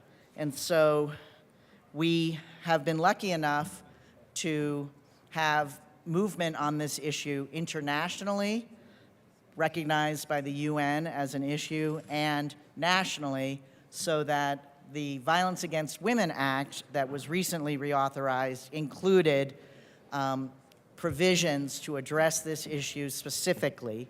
And so 1178 is the opportunity for us to be in compliance with the Federal Violence Against Women Act and therefore receive funds to address this issue in family court. I do have an amendment that I would like to make to the bill. I move Amendment L009 to House Bill 1178. All right, the amendment has been moved and is now displayed. Please proceed. Thank you, Madam Chair. This amendment places what we're doing in family court under Title 14, which was an ask of the folks, child advocates who represent folks in this space, and I ask for an aye vote. Is there any further discussion on Amendment L009? Seeing none, the question before us is the adoption of Amendment L009. All those in favor say aye. Aye. All those opposed, no. All right, the amendment is adopted. And really quickly, before we proceed, Representative Froelich, I would just encourage members in the chamber to try and amplify your voices when you're voting so that it's a little bit more clear. Thank you very much. Representative Froelich, back to you. Thank you so much, Madam Chair. Members, this is an incredible opportunity provided to us by advocates across America and in Colorado who have taken on this issue. You may have seen articles. We also had amazing testimony, including from a teenager who lived experience, and lots and lots and lots of women who came to testify. All this does is A, comply with the Violence Against Women Act, and B, bring resources to family court to look at these questions of abuse and child sex abuse. And I ask for an aye vote on the bill. Is there any further discussion? Representative Evans. Thank you, Madam Chair. Listening to this bill in committee was quite interesting. They say that you learn something new every day. After 10 years of working in law enforcement and being, the person that had to respond to these terrible cases of abuse, domestic violence, I thought I'd gotten to the point, where, maybe I'd see something that was a little bit new, but I'd seen most things. And then I got into committee on this bill, and in the lead up to committee, listening to this bill, the amount of outreach that I had from constituents in my district and really all over the state about this particular bill opened my eyes to something that in 10 years of being in law enforcement and responding to and investigating all these cases, I had absolutely no idea about. And so what that thing is, I'm gonna spend a little bit of time talking about it, because like I said, it took me a minute to wrap my mind around this. Because you see, in law enforcement, when we're investigating these cases that this bill addresses, usually they stem from some sort of domestic violence situation. Oftentimes, child abuse is very closely related to domestic violence, to the point where when we turn in reports on those things, we have to correlate one to the other. If we're investigating child abuse, we have to say whether or not domestic violence occurred and vice versa on those, because they're so closely related. And in doing domestic violence investigations, what we always looked for, I say we, we being the on-scene responders, we always looked for a power imbalance. You have, the legal term is the primary aggressor, so that's the person that's doing the bad things. And then, once you've identified the primary aggressor, then you have to identify the mechanism by which they are using their undue influence. So it could be physical abuse, it could be emotional abuse, it could be financial abuse, it could be sexual abuse. Unfortunately, the sky is the limit when you get a smart, power-imbalanced abuser as to what mechanism they want to use in order to abuse somebody. And so for me, having investigated these things for over 10 years, that was kind of how I saw the world. Oh, you have the abuser, if there's a power imbalance, and then the abuser, the primary aggressor, is using that power imbalance, and they're using any one of a number of different mechanisms to accomplish that abuse. Well, in the couple of weeks building up to this bill being heard in committee, I learned that after I go out, I do my initial investigation, I type up my report, I turn it in, it goes through the court process. I learned that there are two groups of victims, legitimate victims, who sometimes don't get along with each other, which completely blew my mind. I'd never seen that. That was never something that I'd even really considered in investigating these things.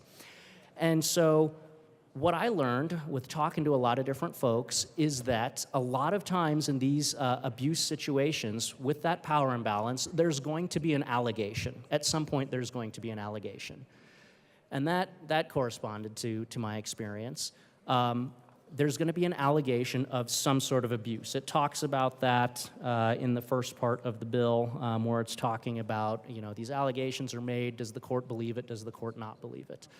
And so a big piece of that is, well, figuring out, is the allegation true? And so what I found is it seemed like sometimes what the victims would do, the two, I don't want to call them opposing camps, because again, in my book, they're all legitimate victims. But you had situations where you had a victim, and that victim they themselves hadn't done anything wrong. They were in terms of this bill, they were the parent that's trying to protect their kid. So I'll just make up this scenario here so that it's easy. I'm not just talking about random parents. So we'll say, wife, husband, right? Wife's not doing anything wrong. Wife is trying to protect the child. The abuse is happening at the hands of the husband. The husband's the one that's doing all of the bad stuff. So the wife is making all of these outcries and saying, bad things are happening, bad things are happening, bad things are happening. And then if you have a smart abuser, that husband comes back and says, oh, no, it's not actually happening. She's the crazy one. Don't believe her. Look how hysterical she is. Look what a mess she is. And basically is able to do a 180 and flip the situation around. So the wife, the one who's legitimately in the right, who's making the outcry, who's trying to protect her kid, is the one that's being ignored because of, again, that power imbalance and the way that the husband was able to frame this and cast this and make it look like the wife was actually the crazy one, even though she's the innocent, righteous party here. So that's group A. Then you had another situation where maybe the wife is the one that's doing the abuse. But to cover up what her actions are, to cover up the fact that she is the abuser, she's pointing the finger and saying, oh, no, the husband's doing this, husband's doing this, husband's doing this. And then again, you have an allegation, but the question is it a false allegation? Is it a true allegation? Do you have a case where the wife is making a legitimate outcry to protect her kid and she's not being believed? Or do you have a case where somebody is making an outcry, and for everybody listening, I used quotes there, they're making an outcry, but really that outcry is just a bait and switch. It's smoke and mirrors in order to direct attention away from them because that person is actually the abuser. Now for me, from my law enforcement perspective, I'd seen both of these. I've seen situations where the allegations are 100% true, and absolutely, you need to believe those allegations. I've also seen cases where the allegations were nothing more than a smokescreen to direct attention away from the guilty party. And that was what kind of blew my mind as I was listening to all of this stuff in committee, was recognizing how both of these different groups of legitimate, honest-to-goodness victims felt like they weren't being heard by the courts in different situations. And that was something, like I said, that I still haven't fully wrapped my mind around, because that boils down to, I think, what this bill is, I like where this bill is trying to go, because it talks about adding additional training to a lot of these individuals that are trying to untangle these very, very messy, very, very complex situations in court. And so as you flip on in the bill, you get down toward the second half of it, like pages 7, 8, 9, it starts talking about the training that's required. Now, I'm very much a fan of that, because having investigated these on scene, they're incredibly complex, they're incredibly difficult to untangle, they're incredibly emotionally charged, and you really have to go down so many different rabbit holes in order to try to figure out who's doing what, who's the abuser, who's making a true allegation, who's making a false allegation, who's making an allegation in response to another allegation. I mean, at a certain point, it turns into like a game of chess, where to figure out the root cause and what's actually going on, you got to reverse engineer like 12 allegations back. And throughout all of this, you have the perennial and overarching concern of safety. Are we keeping the innocent folks safe? Are we keeping the kids safe? Are we keeping the victimized parties safe here? And how do you identify which is the victim and which is the offender? And so I think that what this bill does with trying to get that training is incredibly, incredibly important in ensuring that individuals who are trying to untangle these complex, messy situations have all of the training that we can possibly give them so that they can understand where those smoke screens are, when somebody's telling the truth, when somebody's not telling the truth, because I've seen these situations. They're complex. You have some very conniving, very controlling individuals who are involved. And again, it goes back to that initial question that we in law enforcement always ask, which is, where's the power imbalance? Where's the primary aggressor? So identifying that primary aggressor, identifying that power imbalance can be very, very difficult because of how smart and how conniving some of these abusers are by virtue of the fact that there is a power imbalance. They've gotten used to that power imbalance, and they're getting very, very good at sending up those smoke screens in order to try to blame their bad actions on somebody else. So I think the training that this bill promulgates and puts forth is very, very important.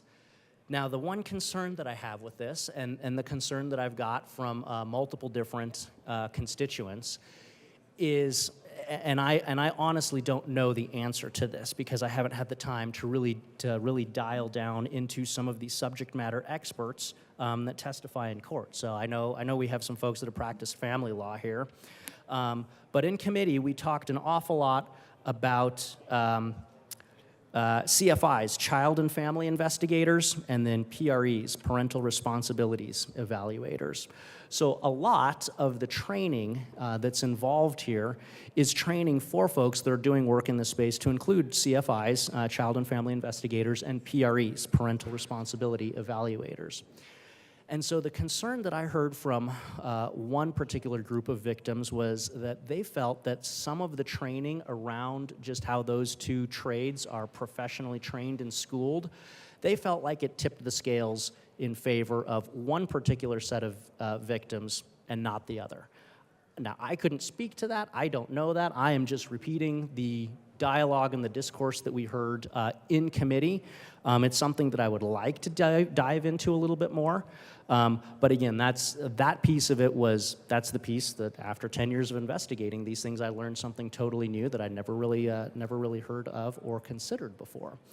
And so I just wanted to bring that forth to this body to kind of walk through the bill, walk through what it does, the testimony that we heard, my experiences working in this particular subject area, but also the fact that, like I said, I learned something totally new, which is that when it comes to untangling these messy, messy situations and finding who is the victim, who is the abuser, it can get very, very complex, and that there was some concern from some folks about the training and the methodology by which the current system, which relies a lot on those CFIs and those PREs, the current system and the training involved with untangling these complex, messy situations and ensuring that we're able to cut through all the smoke screens of smart, conniving abusers who are using their power imbalance and a whole variety of different mechanisms to exert coercive control over somebody else. And ultimately, like I said, I completely agree with the intent of this bill in ensuring that there's more training. Like I said, I don't have a whole lot of experience with the curriculum that is taught to some of these subject matter experts that are doing these family investigations, and just wanted to bring forth the concerns that I heard from some in the committee, which is that it favors one group of victims over the other. So that's my 2 cents. Representative Froelich. Thank you very much, Madam Chair, and thank you to our colleague who has a lot of experience in this. And I think we're all on the same page that we want to address this problem. The scenario in which our colleague described is actually what is currently occurring. And what happens is, under that second scenario, the women and the children that are coming with complaints, because of this prevailing feeling in our society that women are prone to hysteria and revenge, allows a whole industry to be developed to undermine their testimony. So 58,000 children a year are court-ordered into partial or full custody with their abusive parent after their protective parent attempts to protect them through family court. And the UN Commissioner for Human Rights in December 2022 wrote, the tendency to dismiss the history of domestic violence and abuse in custody cases where mothers or children have brought forward credible allegations of child or physical sexual abuse is a matter of international and statewide and national concern. We are trying to change a huge ship, a huge different way of thinking. This bill doesn't mandate that any one party be awarded custody, but it does ask us to look at this historical precedent where these terrible outcomes are predominant, and where this, in a slim minority of cases where there have been a false allegation, that less than 1% has created enough uncertainty and enough momentum to then award to disavow the claims of abuse and put custody, a partial or total custody, in the hands of the abuser. And I ask for an aye vote. Representative Evans. Thank you, Madam Chair, and I appreciate that explanation. And I guess that's just, I don't know, that's the part where I have a little bit of concern, is because I've seen both situations happen. And so to hear one described as, hey, this is what happens the overwhelming vast majority of the time, and then the other one is just a very, very slim percentage of the time, that doesn't quite correspond to what I've seen, which is that abusers will use a variety, pretty much any tool at their disposal. And so you could have the situation where the abuser is using one particular tool, then they switch to another particular tool. And so, like I said, my concern is that if we're characterizing this as, hey, the overwhelming vast majority of these abusive situations fall in one particular category and not another, I guess that's where some of my concern comes from, because I've seen them all. And I've seen abusers use and switch, from one tool that stops working, they switch to another tool. I've seen them use all of these different varieties of tools. And so I just want to make sure that as this moves forward, like I said, I completely and wholeheartedly support the goal of this. One of the best feelings that I ever had in law enforcement is when you have one of these situations where legitimate abuse has been going on, where there's a legitimate power imbalance, and you finally nail that abuser dead to rights. You have a solid case, and you can flip that power imbalance on them and hold them accountable for what they've done. That's why I did law enforcement. That's why I did what I did. And I just want to make sure that, like I said, I completely support the goal of this bill. I just want to make sure that the nuts and bolts of this don't favor one particular type of victim who was victimized via one particular type of abuse over another legitimate victim who was victimized by a different type of abuse. Representative Armagost. Thank you, Madam Chair. And I just wanted to echo what my colleague was talking about on the, not just from the law enforcement side, but family court side. I've been through that process in divorce, and knowing that it can be multifaceted as far as the targeting of who is the victim and who is the abuser, no matter the form of abuse, and that this is something that can easily be turned into a a stereotype-based direction that we're taking on investigating these cases on a case-by-case basis. We can't just assume that one group of people say that they are the victim, and historically that gives them the victimhood, versus the stereotype of this other group being the abuser, and them, based on history, being accused as such. I personally have seen that, where the type of abuse can be something as simple as during a divorce, a disgruntled divorce process, threats of accusations, saying this can't happen, or I'm going to say that you did this. This can't happen, or I'm going to say you did that. That's also a form of abuse. And to have that type of thing carried or held over your head in these processes with family court disputes, child custody disputes, that's a very conniving way and a very abusive way to get power in a situation. So while I like the idea, as my colleague had mentioned, I like the idea of having the trainings for not only the family courts, all that are involved in the family courts with CFIs and PREs. I can also see how this can still be carried forward based on a traditional stereotypical way of addressing a situation that needs to be looked at from a wider and broader perspective, rather than so narrowly looking at it as this person is more than likely the victim, this person is more than likely the abuser because of what history has shown us or what statistics might be showing us. Anyone that is manipulative for power, deceptive for power, is good at it. They do it, they've gotten to be an adult by getting that as a way of progressing through life. So they get very good at it, and they can use it in those situations that can ruin somebody's life, ruin children's lives, and otherwise get somebody some pretty serious charges and accusations that are on record for doing something like that, even if the person is completely the innocent or the person trying to take the higher road.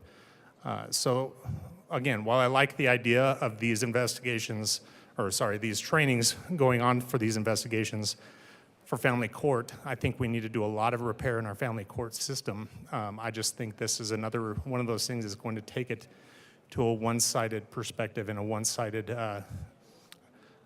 address in trying to fix a problem that needs to be fixed in a different way. So I think this is a dangerous thing to push forward in that aspect.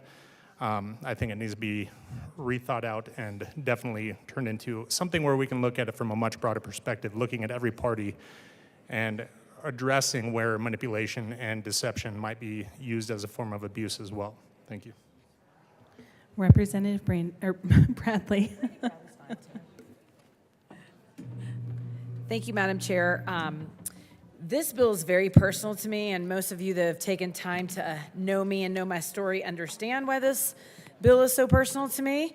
I'm concerned. I'm concerned that we need training to clear up any fraudulent claims, because we have two differing opinions, true allegations versus false allegations, and we have opinions on how to train, and that concerns me. In the bill, it says empirical research indicates that allegations of child physical and sexual abuse are regularly discounted by the courts when raised in parental allocation cases. So now we're kind of flipping that and telling the courts that they don't have the reasoning to figure that out. And I would be remiss if I didn't talk about parental alienation from false claims. I think it's real, and I think it should also be considered. Ensuring awareness of all types of child abuse, including how to detect it, victim responsiveness from it, risks related to it, are all clearly critical parts of any evaluation of parenting time. Equally, those for a court to appreciate related forms of manipulation, false reporting, and other ways that one party in any highly contested family court case could improperly try to persuade a court's decision with misleading or untrue information. One of the chief concerns with the federal bill had to do with it leading to unjust parental alienation. That might not be warranted, but it is worthy of our full due diligence and understanding. No matter how noble an effort, we cannot just do something in that space. We have to always do the right thing, or else we can risk causing further harm. And I'll tell you, being on public health for the last 4 months, I've listened to so many hours of testimony testimony that pulled at my heartstrings, no matter what party brought the bill forward. I listened to women who have had their lives completely turned upside down because of false and fraudulent claims from ex-in-laws, from ex-boyfriends, and from ex-husbands. We watched as their lives were shattered for years, as they were alienated for their children for lies. What are we going to do about that? And the bill sponsor said that that's a slim chance, but those women that came in crying, that were alienated from their children for years, what do we do for them? Because I've listened to family after family tell me they've been falsely convicted and falsely accused of abusing their children.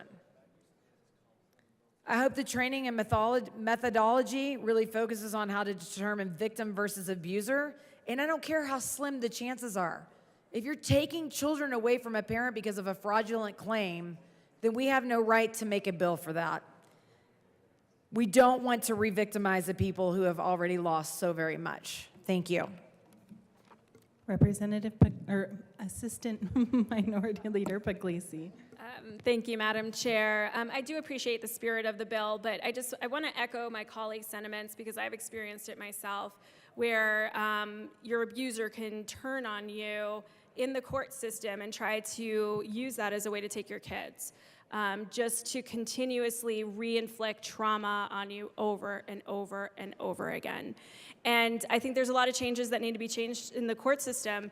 It's hard when you're trying to defend yourself against allegations that just aren't true. And knowing that your reputation and the public is at stake, knowing that your children, the most important thing to you, are at stake. So I do think training is important. I do think there's some issues that my colleagues brought up around the court system that really just needs a complete overhaul.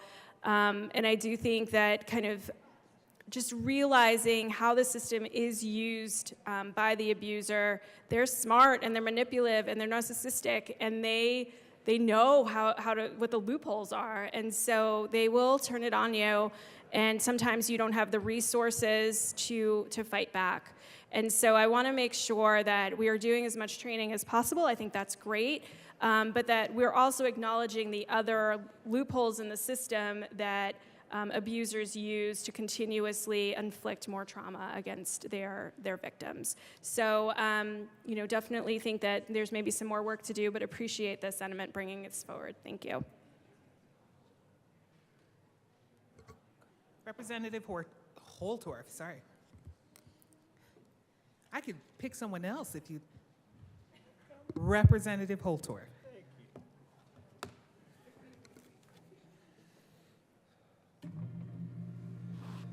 Thank you, Madam Chair. It's an honor to serve with you, ma'am. Oh, there It she is an honor to serve with you today. Well, ma'am, it's going to be a long day, so we'll share that honor. I appreciate you. I have talked to the bill sponsor in previous years about this. And this particular bill is very important. It's very important to Colorado, and it's very important to victims of abuse, particularly child and youth victims of abuse. Now, I understand my colleagues' concerns, and I appreciate them, and I'm going to highlight some of those, and I don't know if I'll be able to talk clearly to each issue. But I do want to say, Madam Chair, that the courts are not properly equipped to sort through these issues in a manner that guarantees protection. Because, see, the kids are what matter. The kids and protecting those children that are, in some cases, they are part of the collateral damage of domestic abuse. They are used and leveraged, oftentimes and manipulated by abusers, people that abuse, and that's a problem. I will tell you that the courts oftentimes and the judge, and as they're hearing these cases, and we hear about this in our Public Health, Mental Health, and Human Services Committee. For those of us that sit on that committee, this has come up year after year after year, and what we are going to do with children, protecting children, custody, foster care, so many things that we have to deal with. But it's truly about keeping children safe from family violence and making sure that children aren't collateral damage or aren't manipulated or abused, or further abuse is done against the children at the hand of an abuser. And that can be a male or a female in the family. Or it can be another derivative, but depending on that family unit, whether it's a blended family or another type of family unit. Are the children protected from abuse? Psychological abuse, physical abuse, and in the worst case, sexual abuse, because that changes that person's life forever. Forever. Now, I want to talk a little bit about something the bill sponsor and I were talking about that is near and dear to her. It's also near and dear to me. And it deals with an industry, a perceived industry, or real industry. Yesterday I talked about litigation. I talked about lawyers that are aggressive lawyers that are out there trying to work in a space, any space. I know that it got picked up on the news, and of course I was misrepresented, Madam Chair, yet again, but I won't mention any names. But not to talk about that, I want to talk about this. I want to talk about how there's lawyers in this space, and if you want to go to the bill, page 3, line 14 through 17, this is where I'm going to talk to, for those of us that are really dialed in on this. A lot of times in these parental allocation cases, they're trying to decide, should the child be with the father? Should the child be with the mother? Should the child be with only one party or both parties? And how much time should be allocated to each of those? And in this court, then there's these alienation lawyers. I don't know if that's the right word, Madam Chair, an alienation lawyer, but it's a lawyer that's working in these cases that are on one side or the other side of the family relationship with one of the adults, and they're fighting to make sure there's not alienation. And yes, alienation is real. And yes, there are people that will try to use the child to hurt the other party. That's real. That's another game of so many games that are played, and the children become pawns in these games, and they're manipulated and used. And that's not right. And that's what the court and the judge needs to sort through. But sometimes the fog is so dense, and the application of legal pressure in the court by one part or the other is so great, because these lawyers are really good at what they do, that the child gets put in a place where they can be potentially harmed, or abuse can continue. So how does the court sort through that? How does the judge sort through that?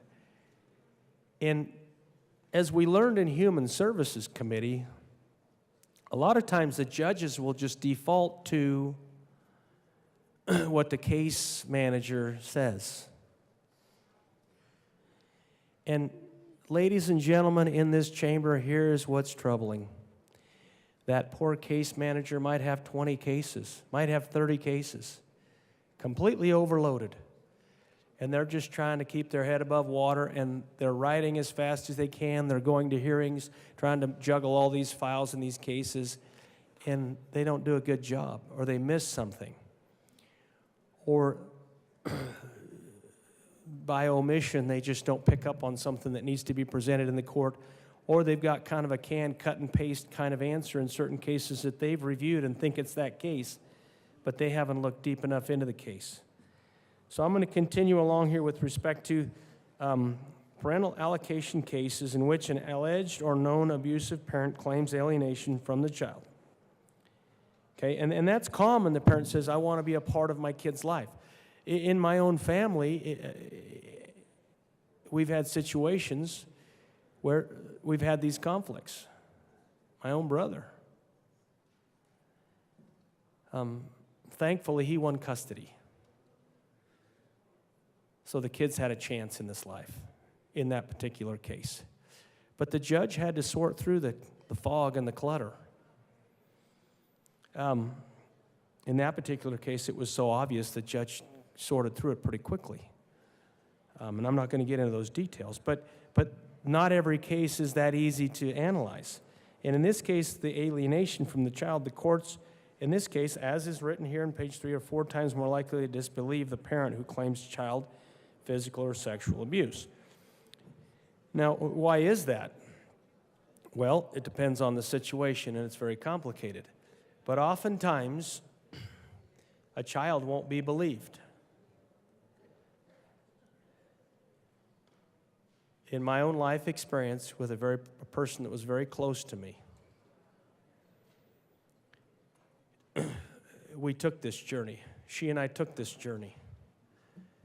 And what I found out was horrendous. Horrendous. I believed her. We had a very close relationship in college, and I believed her. But her family wouldn't believe her. Her own parents wouldn't believe her. Nobody would believe her. It's not that they didn't love her. It's not that they didn't care about her.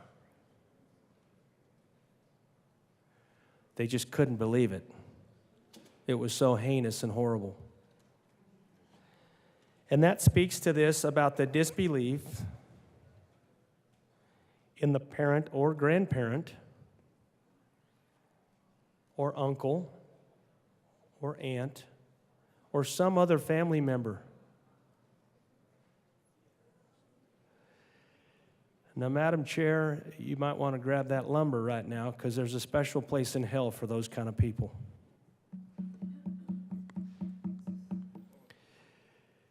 And I'm not going to talk about that anymore, but I'm telling you, this is so wrong. And this is part of the crux of what is wrong in our society and what we need to stop. Now, this training, and I think we have to train the courts, train the judges, train people to be able to sort through the fog and figure out what is the truth. And the courts are overwhelmed. There's so many of these cases.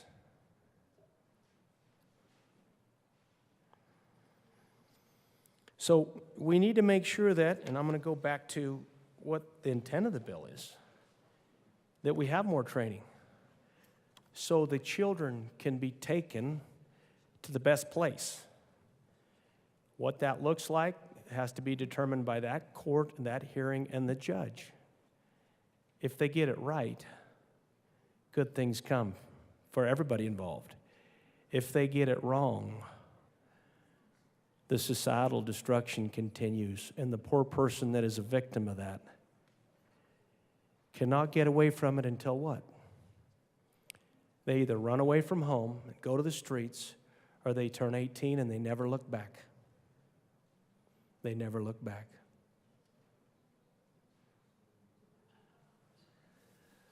It's sad that we know people like this. It's sad that some of us may be this, or have this lived experience, or we've dated people, had close relationships with these people, and we try to help them with their journey. Now, I don't want to get distracted because I do want to talk to the importance of the bill. I don't know if the type of training, I don't know if the type of training or what the bill promotes is right, but it's something. It's something, and Representative Froelich and I have talked about this for years, and I've said, you know what? There's goodness in trying to get better outcomes in these court hearings if it protects those kids. But I also don't want to discriminate against the parents. When the parents are playing games with using their children as pawns in a larger game, whether there's narcissism involved, whether there's manipulation involved, whether there's the desire to continue abuse.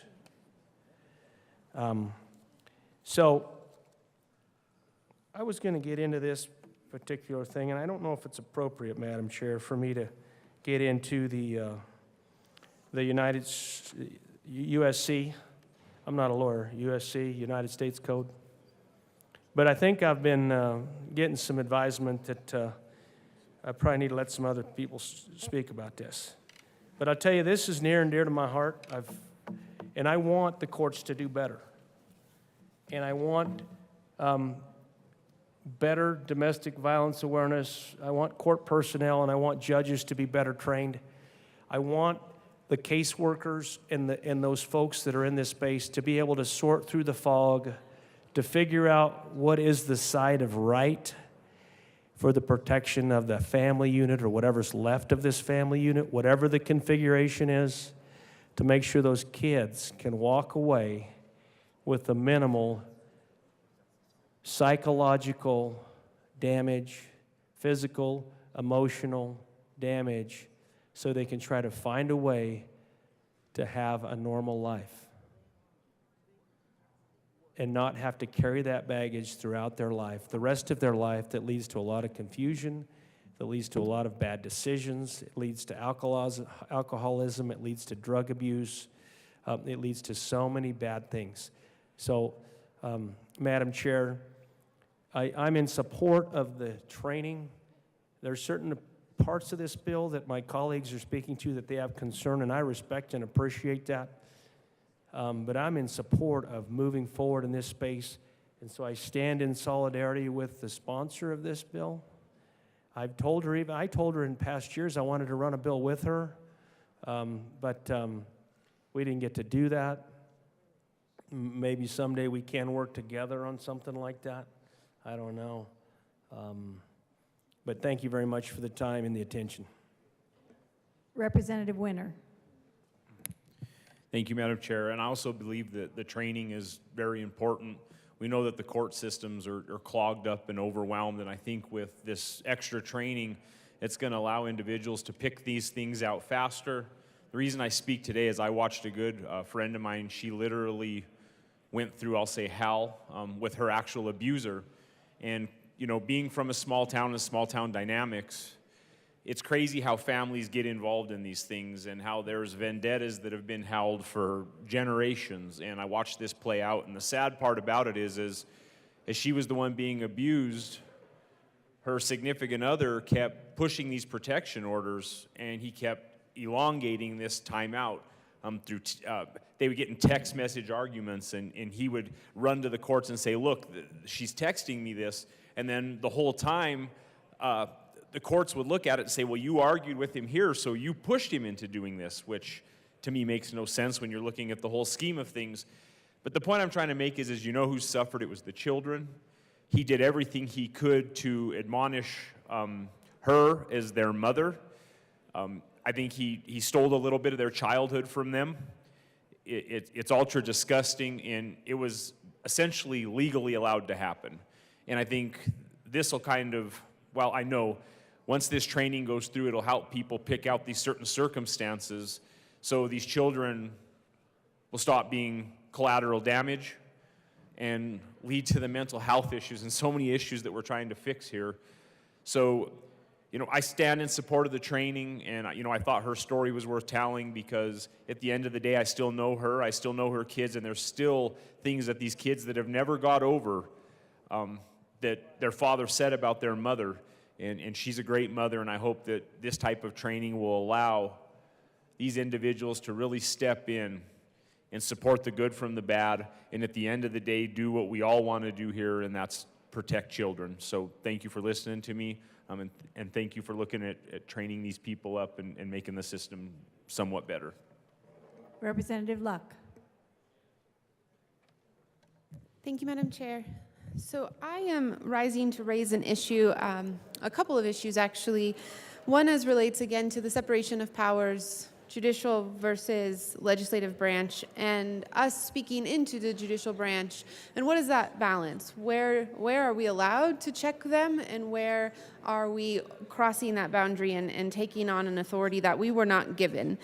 And I'm struggling with part of this bill that I think oversteps. So if we're on page 5, it talks about how in all of the proceedings concerning the allocation of parental responsibilities, with respect to a child in which a claim of domestic violence or child abuse has been made to the court shall admit expert testimony and evidence only if the expert demonstrates expertise and experience working with the victims of domestic violence or child abuse. My concern is the word only. It is likely a very good idea for the court to accept that type of expert testimony. But what we don't know is all of the dynamics and situations. And so there may be times when accepting expert testimony and evidence from some source that's not actually an expert in domestic violence or child abuse would be relevant. And so that discretion, I just think, is an important thing to continue to grant to the courts so that when they have parties in front of them. Now, what I can imagine is that this is seeking to address an issue wherein the courts are listening to people who have no clue and who maybe aren't able to give good info back into the situation.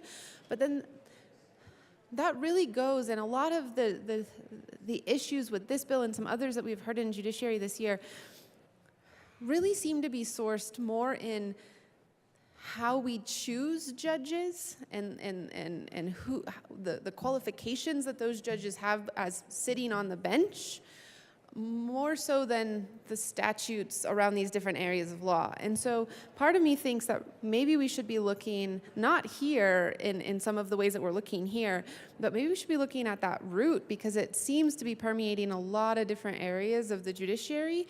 And so maybe what we should be considering is, how do we alter our qualification standards? How do we, is that one of those things where before a judge gets appointed, the Senate has to confirm, or is there some other ways in order to ensure that the people who are making these decisions have the proper qualifications to make good decisions, as opposed to us unilaterally making one-size-fits-all solutions and employing a group justice that, as I've talked about from the well before, is in opposition to the individual justice that our system was initially founded on.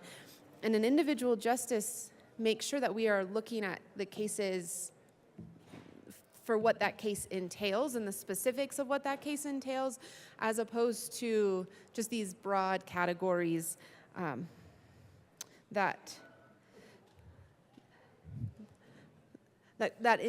enable for a one-size-fits-all solution where it doesn't actually fit. And so I just wanted to point out that I'm concerned about some of those requirements for the court in every instance to do this and not have the discretion that may be needed on those case-by-case bases. So thank you. Representative Hartsook. Thank you, Madam Chair. Colorado's home to a several bases and a lot of military personnel. And in this bill, which of course this is purely dealing with civilian courts, many times we have military personnel that end up finding themselves standing in front of civilian courts. I want to share a little story with you because it highlights how complicated this becomes. When I was filling in as a battalion commander, we had two soldiers. One was in our unit down here at Carson, and another was in a different unit at Carson, both on active duty. Husband had been deployed a couple of times. There were some domestic abuse allegations. And finally, one evening, it kind of spun out of control. And prior to that, chaplains had been involved, counseling had been involved, off-post services have been involved, civilian sector. And in this instant, the husband and wife got into it, shoving match and suit. All you have is his and her story. But what was clear was when it got ugly, the final straw was when the wife grabbed the frying pan and smacked the husband across the head, and he tumbled down the stairs. He wasn't unconscious, but he was able to call the police. So the police showed up. They both get arrested. And then, even though he had started it, she's the one that went to jail because she was the one that used the final, in this case, implement, frying pan, to end the fight. So then we all end up in court, and there's also stuff going on in post, and there's a host of people that are involved. There's the child advocates that are in there. There's the court people. There's the counselors. Everyone is coming to the table, sitting down. Some people have more training than others. Others are appointed at the last minute, walking in with their stack, which is obvious that they've got other cases that they're dealing with. And I'm there to advocate for my soldier was the wife. And I'm there to make sure that her rights are protected. I mean, she's got an attorney, but from the military perspective, I've got my job to do as the commander. And I'm looking at this host of court experts and everybody else that's dealing with the on-post and off-post events, and I look at this bill with the amount of training that's involved, or the amount of training that they're talking about, and how in the one case that and there's other cases I've been involved in, but this one case was so crystal clear of how complicated things can get so quickly. It wasn't clear-cut that he had abused her or she had abused him. It had gone both ways, and ultimately, she used the frying pan. As far as the police were concerned, that was the last act of violence, and that's why she was charged as the primary aggressor. And yet then it comes out, as my colleague had pointed out, well, who is the actual primary aggressor?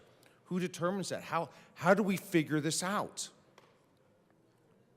And when you look at the training, when you sit there and they start asking questions and you start going through the statements, and then, of course, the neighbors, and you hear things, you're like, oh, there's way more to this story than meets the eye of a simple frying pan over the head. And then you add kids to this, and all of a sudden this thing becomes all time consuming. It's very, very convoluted. So how does one wade through this? Even if you have training, how do you go through these things? You look at the training in the bill, how does one decipher where we're to be at? And that's a really difficult question. I mean, are we taking a step in the right direction? I think so, yes. Does it answer everything? I'm not sure if it does. My point in the story is that it's a classic example of a he said, she said, and it just blossoms out of control because there's so many events that led up to that proverbial straw that broke the camel's back, and the police were actually called and involved. And things have been going on for a long time, which in and of itself is a sad story. But what took it to that point, and then how do we get down to what is the actual truth for both sides? And having sat there through all of this, it's hard to figure it out. And you go through this training, and I've got a host of experts sitting on both sides of me, talking to me, and making recommendations, and you're sitting here going, sometimes it's conflicting, sometimes it's just nuanced. And then, of course, ultimately, the courts and the juries are going to decide. But training is essential. I don't know if this is adequate. I've never gone through the training myself, but I've dealt with all the people that had to go through training. I dealt with the people that were the child advocates. I heard their stories, and I would see the stack of cases they had to deal with. And I just would ask myself, how do you get, sometimes I'd ask them, but how do you get through these cases? And it's kind of like us reading these bills. We got 50 bills, and we take what's sitting right in front of us right here, right now. And they would do the same thing. Is this enough training to do that? I'm not sure. I mean, I think it's great the sponsors brought this forward. I think it's great that we're looking at this. Maybe I had to stop and think when I was looking back, and that story came to mind when I was reading this. This is needed. This is absolutely needed. Are we going in the right direction? I think so. Is it enough? I'm not sure. And I guess I offer that up as it's something to think about because it's not clear cut so much all the time that it's and ultimately it's just a simple yes or no vote. But these issues are not just a simple yes or no. The bill is, but the issues are not. And so I would urge you to think long and hard on which way you vote. Thank you for your time. Representative Froelich. Thank you, Madam Chair. I'll be brief. I think we should all sort of make a timestamp note as we have this moment of bon ami with my colleague from Akron and my colleague from Trinidad. And we're in agreement that we want to keep children safe from family violence. That's what this bill is trying to do.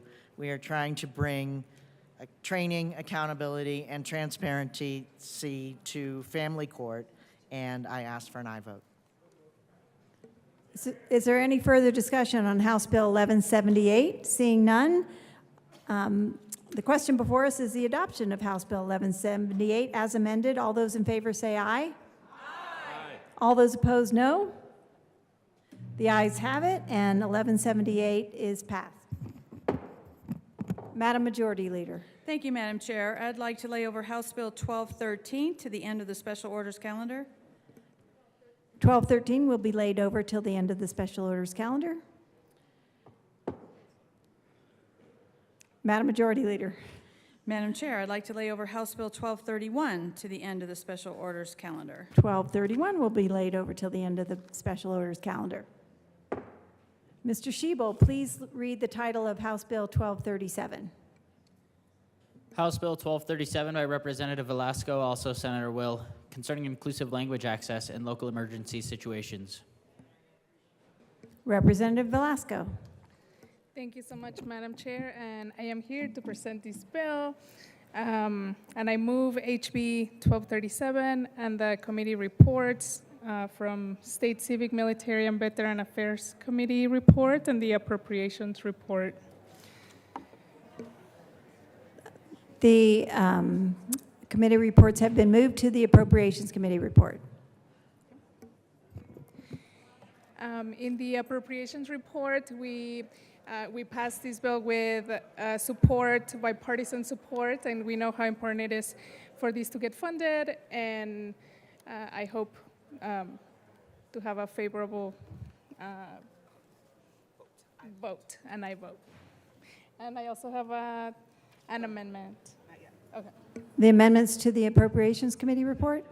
All right, so we need to pass the Appropriations Committee report first. Any further discussion on the Appropriations Committee report? Seeing none, the question before us is the adoption of the Appropriations Committee report. All those in favor say aye. Aye. All those opposed, no. The Appropriations Committee report passes. To the State Affairs and Committee report. I move Amendment L003 to the committee report. And ask that I ask that it be displayed. Thank you. We have the amendment. It is properly displayed to the amendment. Representative Velasco. Thank you so much. And this amendment just pushes that deadline to submit the results to January from November because the university that's doing the research needed a couple more months. Any further discussion on L003 to the State Affairs Committee report? Seeing none, the question before us is the adoption of L003 to the State Affairs Committee report. All those in favor say aye. Aye. All those opposed, no. L0303 passes to the State Affairs Committee report. To the bill, Representative, to the committee report, Representative Velasco. I move for the adoption, no? I ask for an aye vote, As amended. as amended. Any further discussion on the State Affairs Committee report as amended? Seeing none, the question before us is adoption of the State Civic, Military, and Veterans Affairs Committee report. You can tell my mind is elsewhere. As amended, all those in favor say aye. Aye. All those opposed, no. The committee report passes. To the bill, Representative Velasco. I move for the adoption of HB 1237 as amended. That's been properly moved. Is there any further discussion on the bill? Representative Bottoms. This came into State Affairs committee I sit on, and I really like the inclusiveness of the language mentality. I would say that there are some hazards potentially with this. One is how are we making sure that the languages that need to be said, need to be used, I'm saying, are properly being used, making sure that it's inclusive enough. I think that's one of the things that has to be, and this is still a study, right? And so these are just some things that I think in the study should be processed. What the demographic is, making sure that you're covering the demographic in a healthy way. Also, that how much of this is the state going to pay for when it comes down to this. I really do like the idea. I think I mentioned in committee that I have a Russian church as part of my church, and they struggle with these kind of things. We've talked about this. I've had other language groups in my churches over the years, and this really is a major thing. If you speak one language and you're not interacting with a bunch of other languages, this can quickly go by you. You don't realize how important this is. This is actually a pretty important thing. But we need to make sure that it's happening. When we started our Russian church, we realized there were about 6,000 to 7,000 Russian-speaking people in Colorado Springs, and that includes Ukrainian. Our church is about half Ukrainian, half Russian. And they struggle with these kind of things. Some simple things that we kind of take for granted, they're struggling with. Obviously, one of the biggest, actually I think it is the biggest language group that we would be discussing within the context of Colorado would be Spanish-speaking language groups.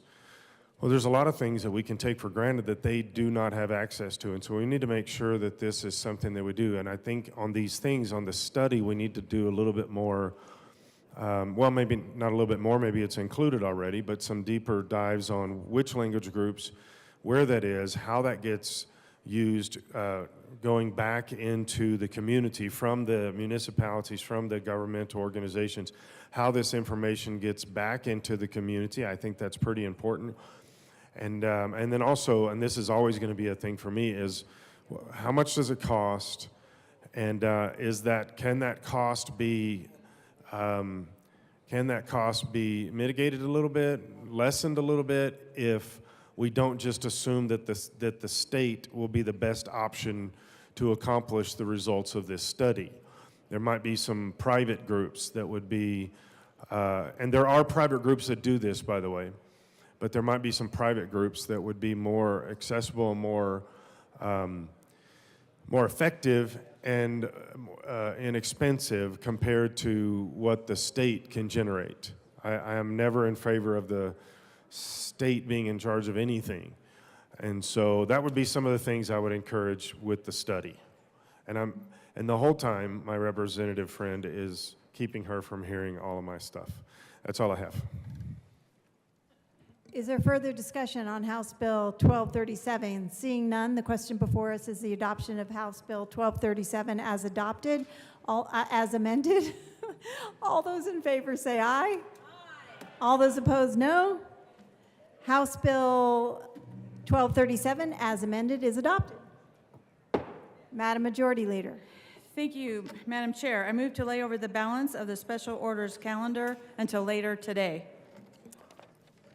The balance of the calendar will be laid over till later today. Special orders calendar till later today. Madam Majority Leader. Madam Chair, I move the committee rise and report. The committee will rise and report.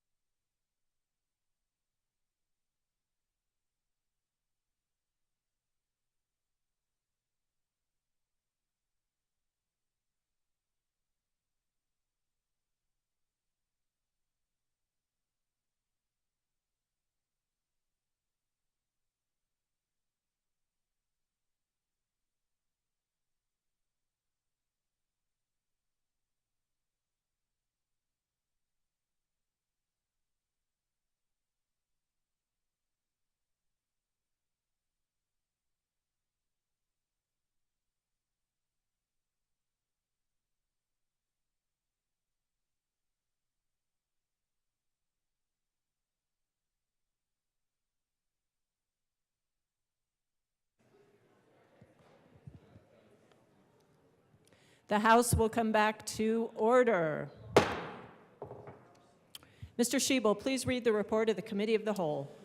Madam Speaker, your Committee of the Whole begs leave to report it has under consideration the following attached bills, being the second reading thereof and making the following recommendations thereon. House Bill 1105 as amended, 1120 as amended, 1178 as amended, 1227 as amended, 1237 as amended. Passed on second reading in order, engrossed and placed on the calendar for third reading and final passage. House Bill 1161, 1213, 1231, 1245, 1246. Senate Bill 860, 74, 85, 93, 144, 154, 162, 182, laid over until April 12, 2023. House Bill 1102, laid over until April 13, 2023. Representative McCormick. The motion before us is the adoption of the report of the Committee of the Whole. There are no amendments at the desk. Mr. Schiebel, please open the machine and members proceed to vote.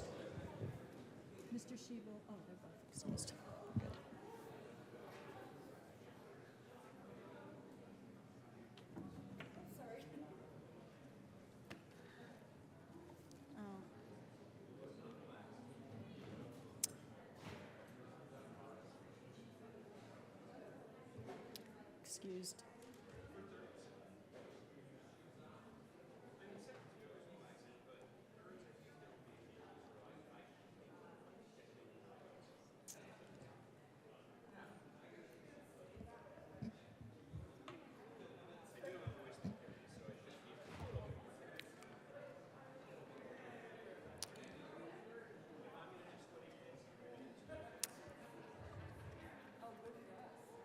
Reps Bachenfeld, Hartsook, Herod, Holtorf, Story, Winter.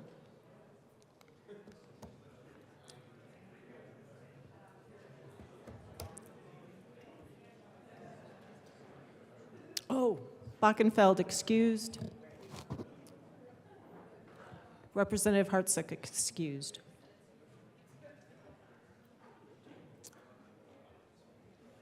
Please close the machine. With 37 ayes, 17 no, and 11 excused, the report of the Committee of the Whole is adopted. Announcements. Representative Weissman. Thank you, Madam Speaker. Members, just to reiterate, House Judiciary will start on time as scheduled, 1:30. So everybody has a little bit to get some food. We will do the bills on the calendar. See you in 112 at 1:30. Representative Froelich. Thank you, Madam Speaker. The transportation legislative, what are we? Transportation? Housing? Housing. What else? Sometimes we do local gov. We'll be in LSBA 130. Yay. Excellent. I have an announcement. Representative Valdez will replace Representative Vigil on the Transportation, Housing, and Local Government Committee for today only. Representative Young. Public and Behavioral Health and Human Services will be in room 107 at 1:30. Excellent. Madam Majority Leader. Thank you, Madam Speaker. Members, we're going to recess for now for committees to meet. So I move that the House stand in recess until later today. The House will stand in recess until later today.